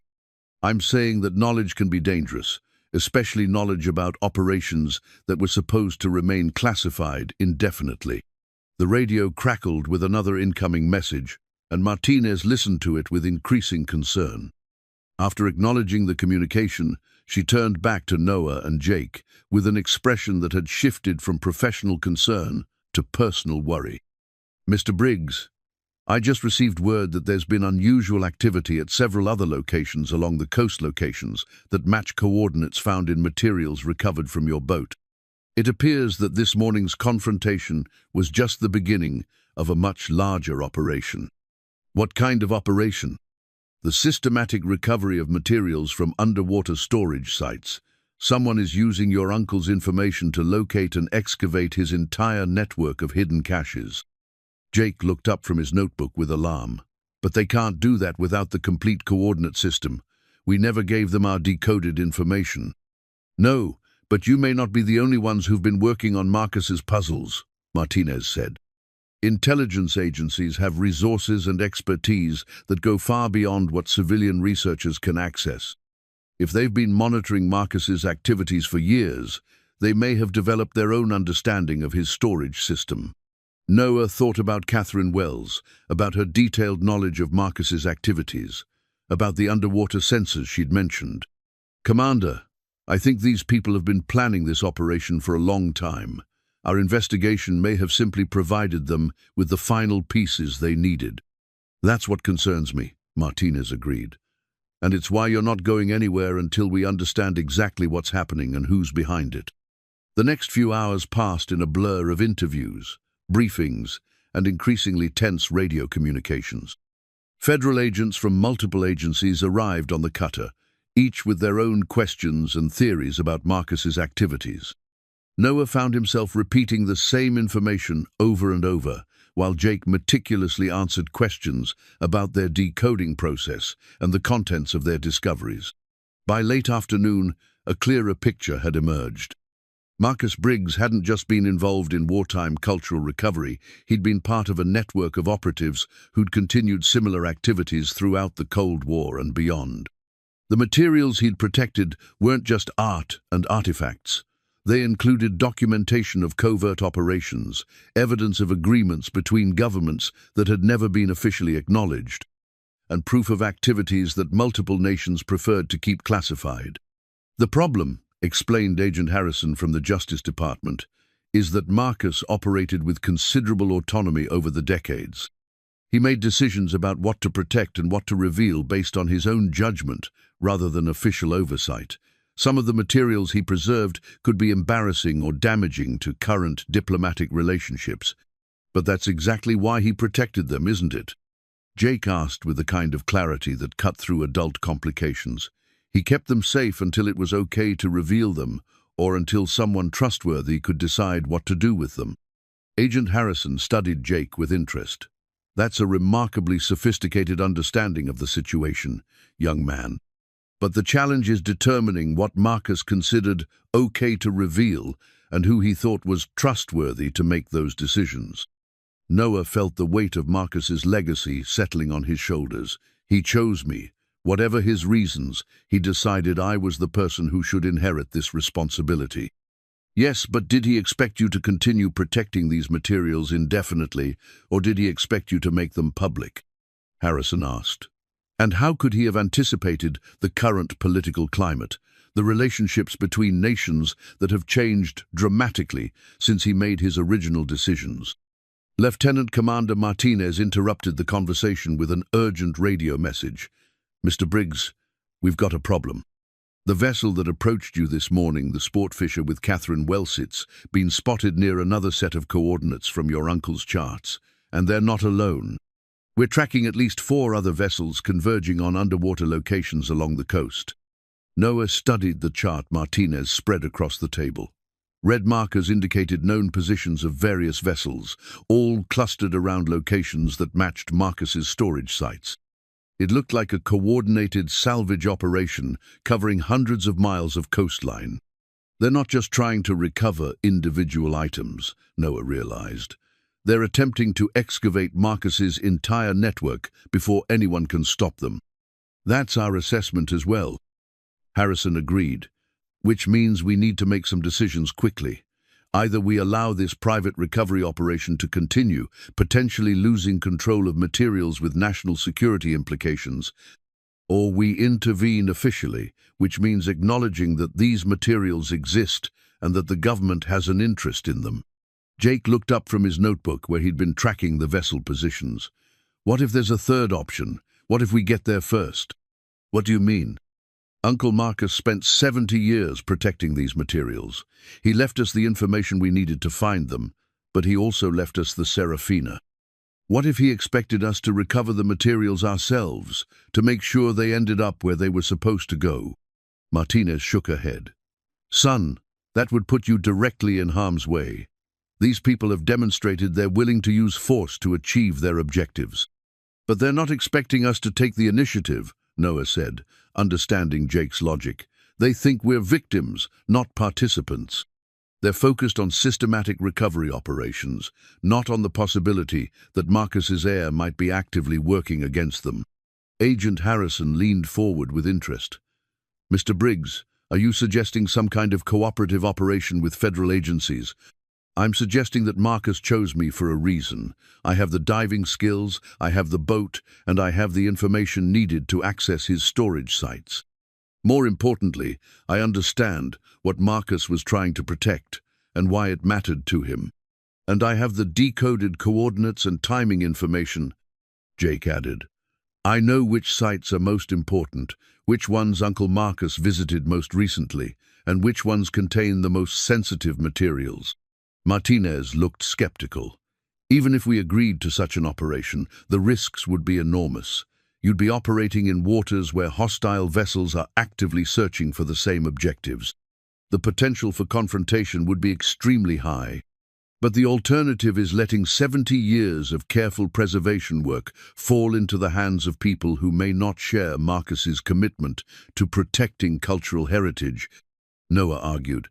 Commander, you know as well as I do that some things are worth taking risks to protect. The radio crackled with another urgent message. Martinez listened, then turned to the group with a grim expression. That was our aerial surveillance. The private vessels have successfully excavated at least 2 storage sites in the past 4 hours. They're moving fast and they're well equipped. Agent Harrison stood and walked to the chart table, studying the pattern of recovery operations. If they maintain this pace, they'll have accessed the majority of Marcus's storage network within 48 hours. After that, the question of what to do with these materials becomes academic. Noah looked at Jake, at the charts showing the systematic destruction of Marcus's life work, and at the federal agents who were clearly struggling with competing priorities and jurisdictions. Marcus had spent 7 decades protecting materials he believed were important to history and culture. Now those materials were being recovered by people whose primary motivation seemed to be profit rather than preservation. Commander Martinez, Noah said, I formally request permission to return to my vessel and continue the activities I was engaged in when your personnel rescued me this morning. Mr. Briggs, I can't authorize you to put yourself in danger. Then don't authorize it. Just don't prevent it. Noah turned to Agent Harrison. Sir, I inherited a responsibility from a man who spent his life protecting cultural heritage. I'm not going to abandon that responsibility because it's become complicated or dangerous. Jake closed his notebook and looked up at the adults surrounding him. And I'm not going to let my dad handle this alone. Uncle Marcus mentioned me in his letter for a reason. He knew we'd have to work together to understand what he left us. Martinez and Harrison exchanged glances, clearly weighing factors that Noah couldn't fully understand. Finally, Martinez spoke. Mr. Briggs, if you're determined to continue this operation, the Coast Guard can provide limited support communications monitoring, emergency response capability, aerial surveillance, but we cannot officially sanction what would essentially be a civilian treasure recovery operation in contested waters. And the Justice Department can provide legal cover for materials that are recovered through legitimate means, Harrison added carefully. If cultural artifacts are properly documented and voluntarily surrendered to appropriate authorities, there would be no criminal liability for the recovery process itself. Noah felt a surge of gratitude for these professionals who were finding ways to help within the constraints of their official responsibilities. What do we need to do? Martinez pulled out a secure communications device. First, we establish reliable contact protocols. If you're going to be operating independently, we need to know your position and status at all times. Harrison produced a stack of legal documents. Second, we document everything properly. Any materials you recover need to be catalogued, photographed, and handled according to federal guidelines for cultural artifacts. Jake reopened his notebook to a fresh page. And third, we figure out which sites are most important and plan our operations to get there before the other people do. Looking at his son's determined expression, at the federal agents who were risking their careers to provide support, and at the charts showing Marcus's life work being systematically destroyed, Noah realized that his quiet life as a marina resident was definitively over. Tomorrow, he and Jake would return to the Serafina and begin the most important mission of Noah's life, racing against professional treasure hunters to protect the legacy of a man who had trusted them with secrets worth dying for. Dawn came grey and cold, with 3-foot swells that made the Serafina roll gently at anchor above Collection Point 7, the storage site that Marcus's dive logs identified as containing the most sensitive materials. Noah had chosen this location not because it was safe, but because it represented the heart of whatever Marcus had been protecting for 70 years. Jake monitored the radio and GPS, while Noah made final checks on his diving equipment. The federal agents had provided them with secure communications gear and emergency beacons, but they were essentially operating alone in waters where at least 2 other vessels were conducting recovery operations.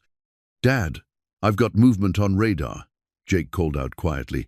2 contacts about 3 miles southeast, heading this direction. Noah paused in his equipment check. They'd hoped to reach Collection Point 7 before Catherine Wells and her associates, but it appeared their window of opportunity was closing fast. "How much time do we have?" "Maybe 30 minutes before they're in visual range," Jake estimated, using the radar skills Noah had taught him during their weekend navigation lessons. 30 minutes to dive to 60 feet, locate Marcus's most important storage installation, and recover materials that had been hidden for decades. Under normal circumstances, it would be a challenging dive. With hostile vessels approaching and the knowledge that they were racing against professional treasure hunters, it felt nearly impossible. "Jake, I need you to understand something," Noah said, pulling on his wetsuit. "If those boats get here before I surface, if anything goes wrong, you follow the emergency protocols we discussed. Radio the Coast Guard, activate the emergency beacon, and get the Serafina out of here." "I'm not leaving you down there, Dad." "Yes, you are, if necessary." Noah looked at his son seriously. "Marcus trusted us with this responsibility, but my first responsibility is keeping you safe. Promise me." Jake nodded reluctantly. "I promise. But Dad, you're coming back up. You have to." Noah slipped over the side and began his descent toward the coordinates Marcus had marked as his most sensitive storage location. The water was clearer than he'd expected, and as he descended, he could see the seafloor taking shape below him, a rocky bottom with the kind of natural formations that would provide excellent concealment for underwater storage.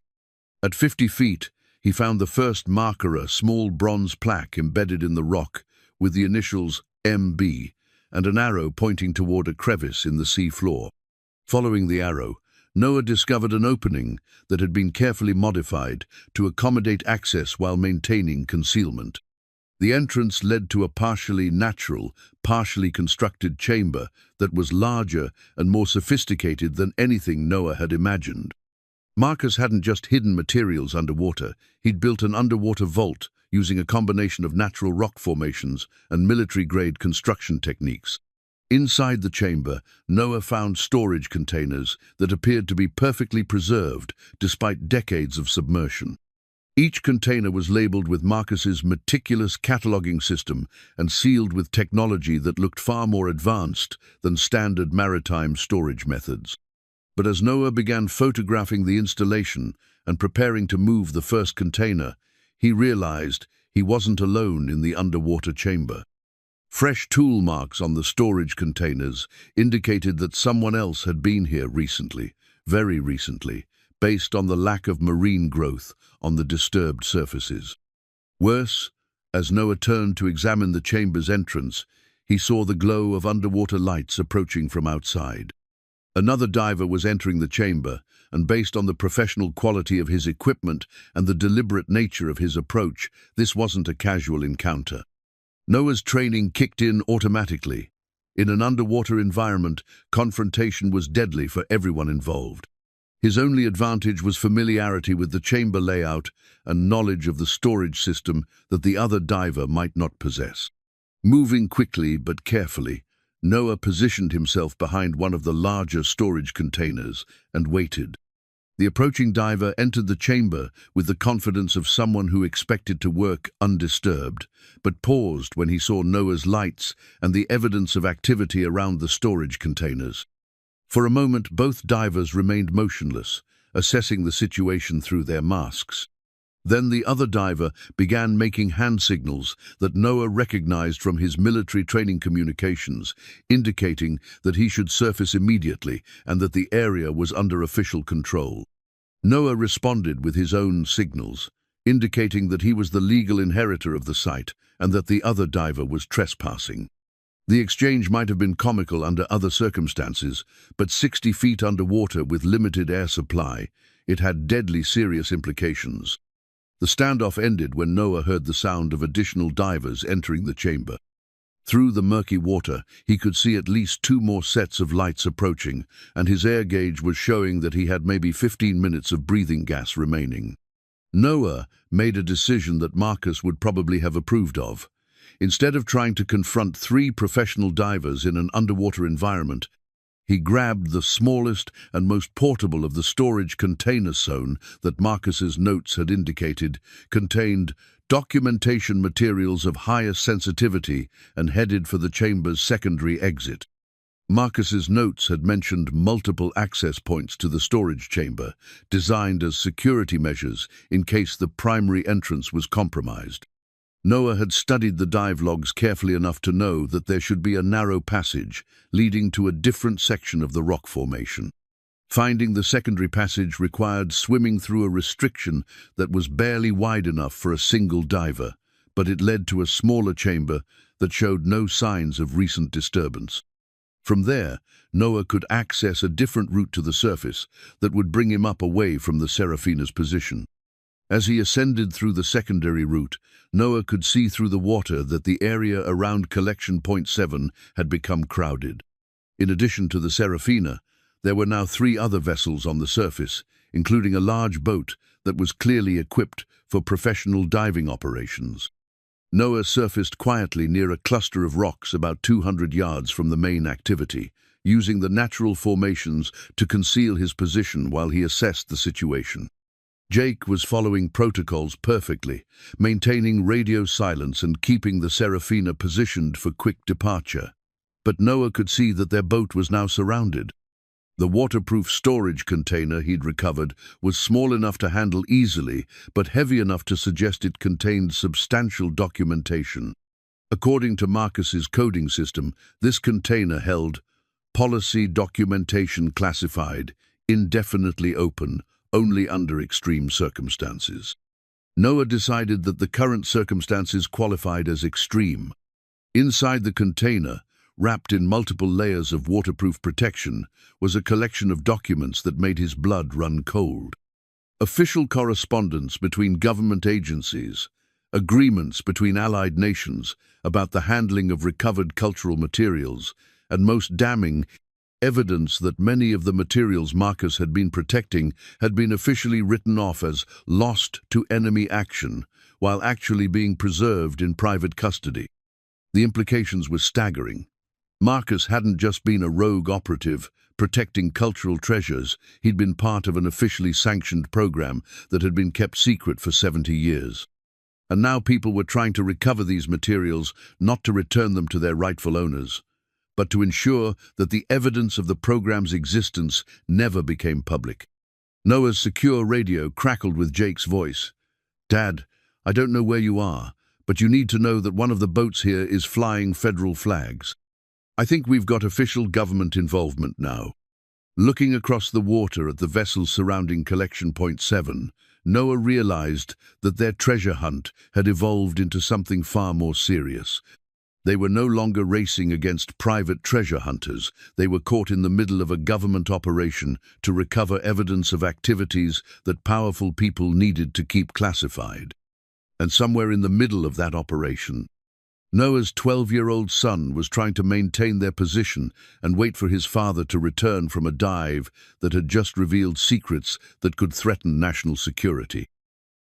Noah swam underwater toward the Serafina, using the hull of one of the larger vessels as cover.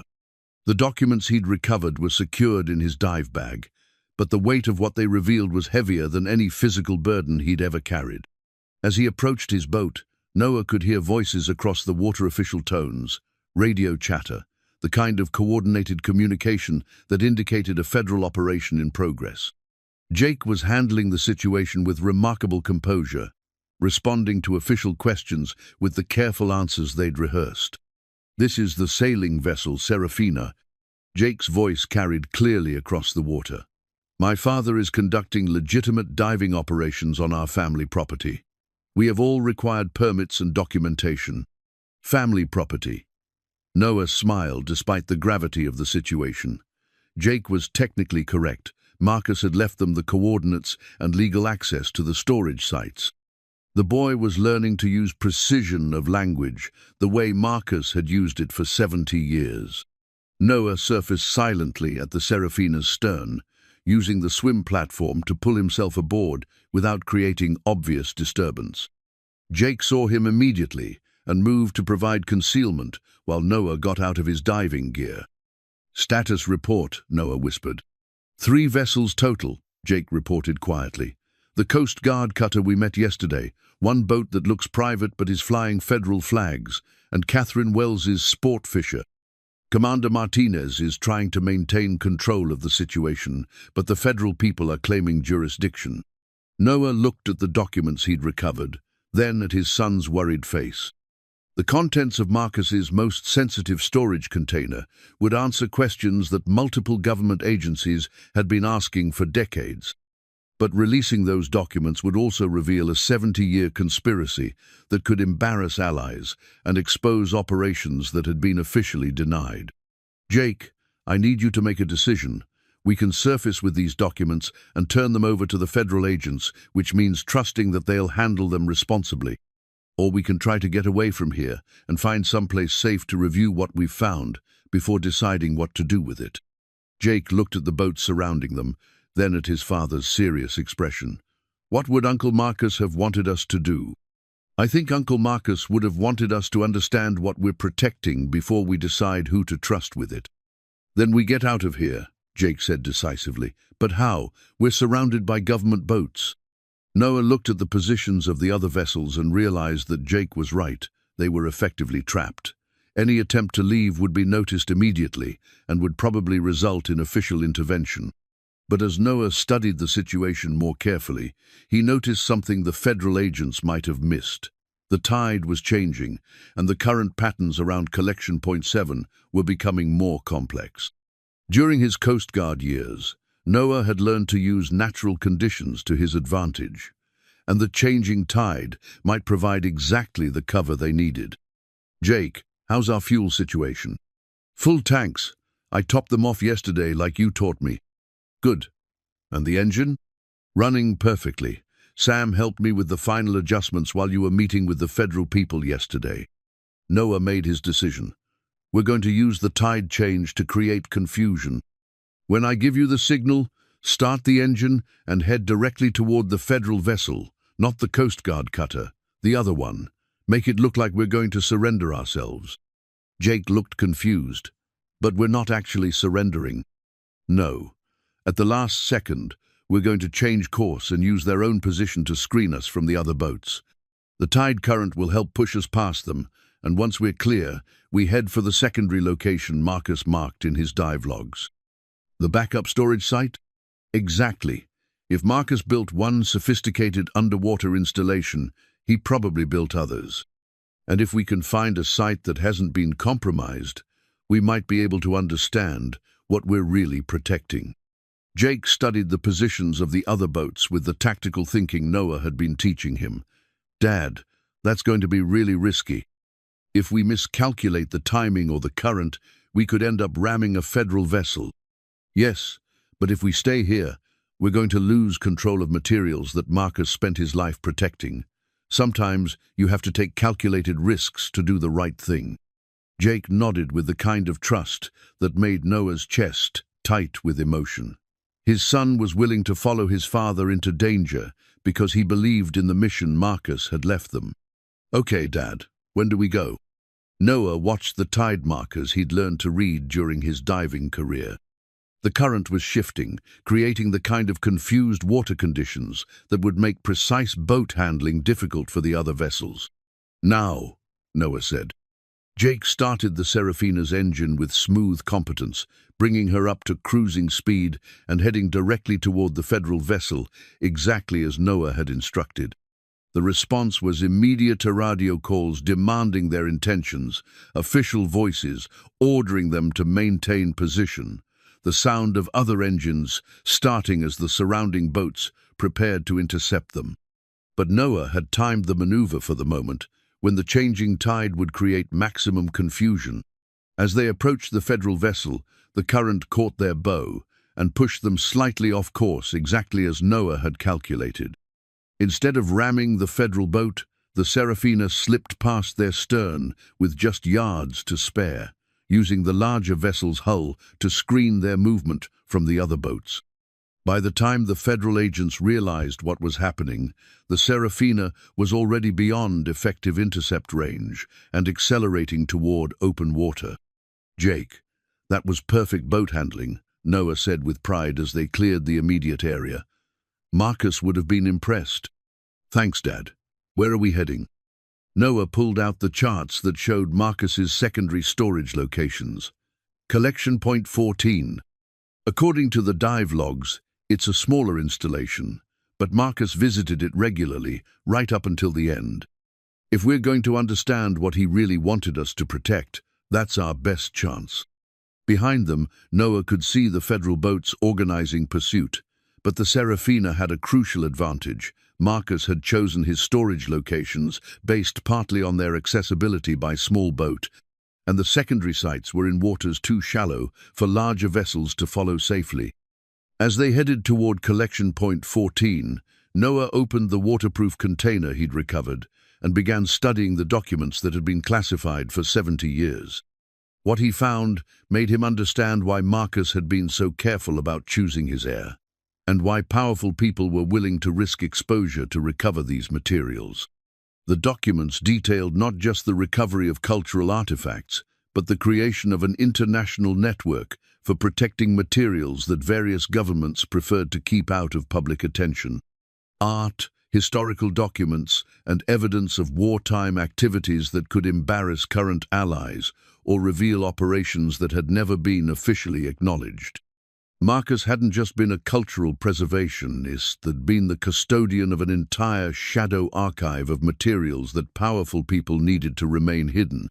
Jake, Noah said, I think I understand now why Uncle Marcus left this to us and why he was so careful about how he did it. What do you mean? He wasn't just protecting these materials from thieves or treasure hunters. He was protecting them from governments that wanted to control what history people were allowed to know. Jake looked back at the pursuing boats, then at his father's serious expression. So we're not just treasure hunters anymore. No, Noah agreed. We're guardians of history that some very powerful people don't want anyone to see. 6 months later, Noah stood on the deck of the Serafina as she rocked gently at her permanent mooring in the Smithsonian Institution's Maritime Heritage Center. The yacht that had once been dismissed as a floating wreck was now officially designated as a National Historic Vessel, and Noah wore the title of Curator of the Marcus Briggs Maritime Archives with quiet pride. Jake bounded up from the cabin, carrying a stack of authentication documents that had just arrived from the Louvre. At 13, he'd grown 3 inches, and gained the kind of confidence that came from discovering he could handle adult responsibilities when circumstances required it. "Dad, look at this," Jake said, spreading the documents across the chart table. "The French Cultural Ministry wants to display Uncle Marcus's recovered Monet paintings as part of their exhibit on art rescue operations during World War II. Noah studied the official correspondence with satisfaction. After months of negotiations between federal agencies, international museums, and cultural institutions, Marcus's lifetime of preservation work was finally being acknowledged publicly. The artifacts were being returned to their proper homes, the documentation was being made available to historians, and the story of one man's 70-year commitment to protecting cultural heritage was inspiring a new generation of preservationists. "What about the Van Gogh sketches?" Noah asked, checking his own list of items scheduled for repatriation. "Going to the Netherlands next month. The Dutch ambassador is personally coming to the ceremony." Jake paused, then looked up with the kind of smile that reminded Noah how much his son had grown through their adventure. "Dad, do you ever regret not keeping any of it? I mean, we could have been really rich." Noah looked around the Serafina's transformed interior. Where there had once been rotting upholstery and makeshift repairs, there were now climate-controlled display cases showing photographs and documents from Marcus's operations. The hidden compartments had been converted into educational exhibits, and the main cabin served as a research center where scholars from around the world came to study the materials Marcus had preserved. "Jake, we are really rich. Maybe not in the way your mom worried about, but in ways that matter more." Linda had been skeptical at first, when federal agents had appeared to explain that her ex-husband had inherited guardianship of one of the most significant cultural preservation operations in modern history. But when Jake had been invited to speak at the International Conference on Cultural Heritage Protection, when universities had started offering Noah consulting positions, when the family name had become associated with integrity and historical preservation rather than unemployment and boat-dwelling, her attitude had shifted to something approaching respect. "Besides," Noah continued, "Uncle Marcus was right about one thing: some treasures are only valuable if they're shared with the world." Sam Rodriguez appeared at the dock, carrying his usual cup of coffee and wearing the satisfied expression of a marina manager whose most problematic tenant had become his most famous success story. "Morning, Noah, Jake. Got another group of school kids scheduled for tours this afternoon." "Two groups," Jake confirmed, fourth graders from San Diego and a high school marine science class from Santa Barbara. The educational tours had been Jake's idea, a way to share the story of Marcus's work with young people who might be inspired to pursue careers in archaeology, marine science, or cultural preservation.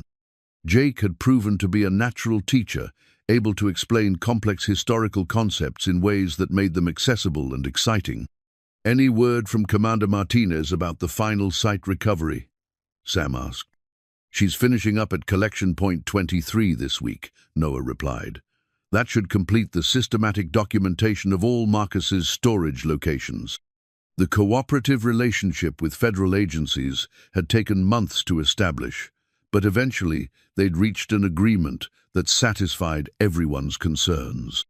The government agencies got access to materials with national security implications, the cultural institutions got their artifacts back, and Noah and Jake got to continue Marcus's work under official auspices rather than as amateur treasure hunters.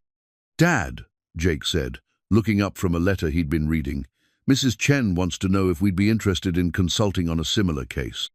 Apparently there's another World War II operative whose family just discovered evidence of hidden cultural materials." Noah felt the familiar stirring of curiosity and challenge that had drawn him into Marcus's mystery in the first place. "What do you think? Are we ready for another adventure?" "Are you kidding? After everything we've learned about underwater archaeology, historical research, and cultural preservation, I think we're probably the best team in the country for this kind of work." The confidence in Jake's voice reminded Noah of how much they'd both grown over the past year. Jake had discovered skills and interests he'd never known he possessed, while Noah had found a career that combined his technical diving abilities with meaningful purpose. More importantly, They'd learned to work together as partners in a way that had strengthened their relationship beyond what either of them had imagined possible. Noah's phone buzzed with a text from Carol. "Saw the article about you in National Geographic. Mom wants to know if you're finally ready to act like a normal person again. Family dinner Sunday?" Normal person. Noah looked at Jake, who was carefully cataloguing authentication documents with the precision of a professional archivist. He looked at the Serafina, transformed from a liability into a national treasure. He looked at the visitors who came daily to learn about Marcus's work and the importance of protecting cultural heritage. "Jake, do you think we're normal people now?" Jake considered the question seriously. "Well, we live on a museum boat. We dive for historical artifacts. We work with federal agents and international art recovery specialists. And we're probably going to spend the summer investigating another 70-year-old mystery. So that's a no?" "That's a definitely not. But Dad, I don't think Uncle Marcus was normal either, and look how much good he did in the world." Noah had to agree. Marcus Briggs had spent his life protecting things that others considered expendable, preserving pieces of human culture that might otherwise have been lost forever. He'd operated outside normal channels, made decisions based on long-term thinking rather than immediate convenience, and ultimately trusted his life's work to a nephew who'd seemed to be failing at everything. But Marcus had seen something in Noah that Noah hadn't seen in himself, the capacity to grow into responsibility, to understand that some things were worth protecting regardless of personal cost, and to raise a son who would share those values. "You know what the best part is?" Jake asked, organizing the last of the authentication documents into their proper files. "What's that?" "We get to keep doing this. Uncle Marcus's work is finished, but there are other people who need help protecting important things. Other families who've inherited mysteries they don't understand. Other pieces of history that need to be preserved." Noah looked at his son's eager expression and realized that Marcus's greatest treasure hadn't been the art or artifacts he'd preserved. It had been the values he'd passed, on the understanding that ordinary people could do extraordinary things when they committed themselves to protecting what mattered. "Okay," Noah said, pulling out his phone to call Mrs. Chen about the new case she'd mentioned. "Let's see what our next adventure looks like." As the sun set over the marina, casting golden light across the Serafina's restored deck, Noah felt the deep satisfaction that came from work that mattered. He and Jake had inherited more than just a treasure hunt. They'd inherited a purpose that would last the rest of their lives. And somewhere, Noah liked to think, Uncle Marcus was watching with approval as his carefully chosen heirs continued the work he'd started 70 years ago, proving that the most valuable treasures were the ones you shared with the world. The family dinner with Carol and his mother could wait. There were mysteries to solve, cultures to preserve, and adventures to share with a son who'd learned that being normal was considerably less interesting than being extraordinary. The Serafina rocked gently at her mooring as Jake secured the last of the day's paperwork, and Noah plotted coordinates for their next expedition. Tomorrow would bring new challenges, new discoveries, and new opportunities to prove that Marcus Briggs had chosen his heirs wisely. But tonight, father and son sat on the deck of their floating museum, surrounded by the evidence of one man's lifetime commitment to protecting what mattered, and planned their next steps in continuing work that would never truly be finished. Some legacies, Noah had learned, were meant to be passed on rather than concluded, and some treasures were only valuable when they inspired others to discover treasures of their own.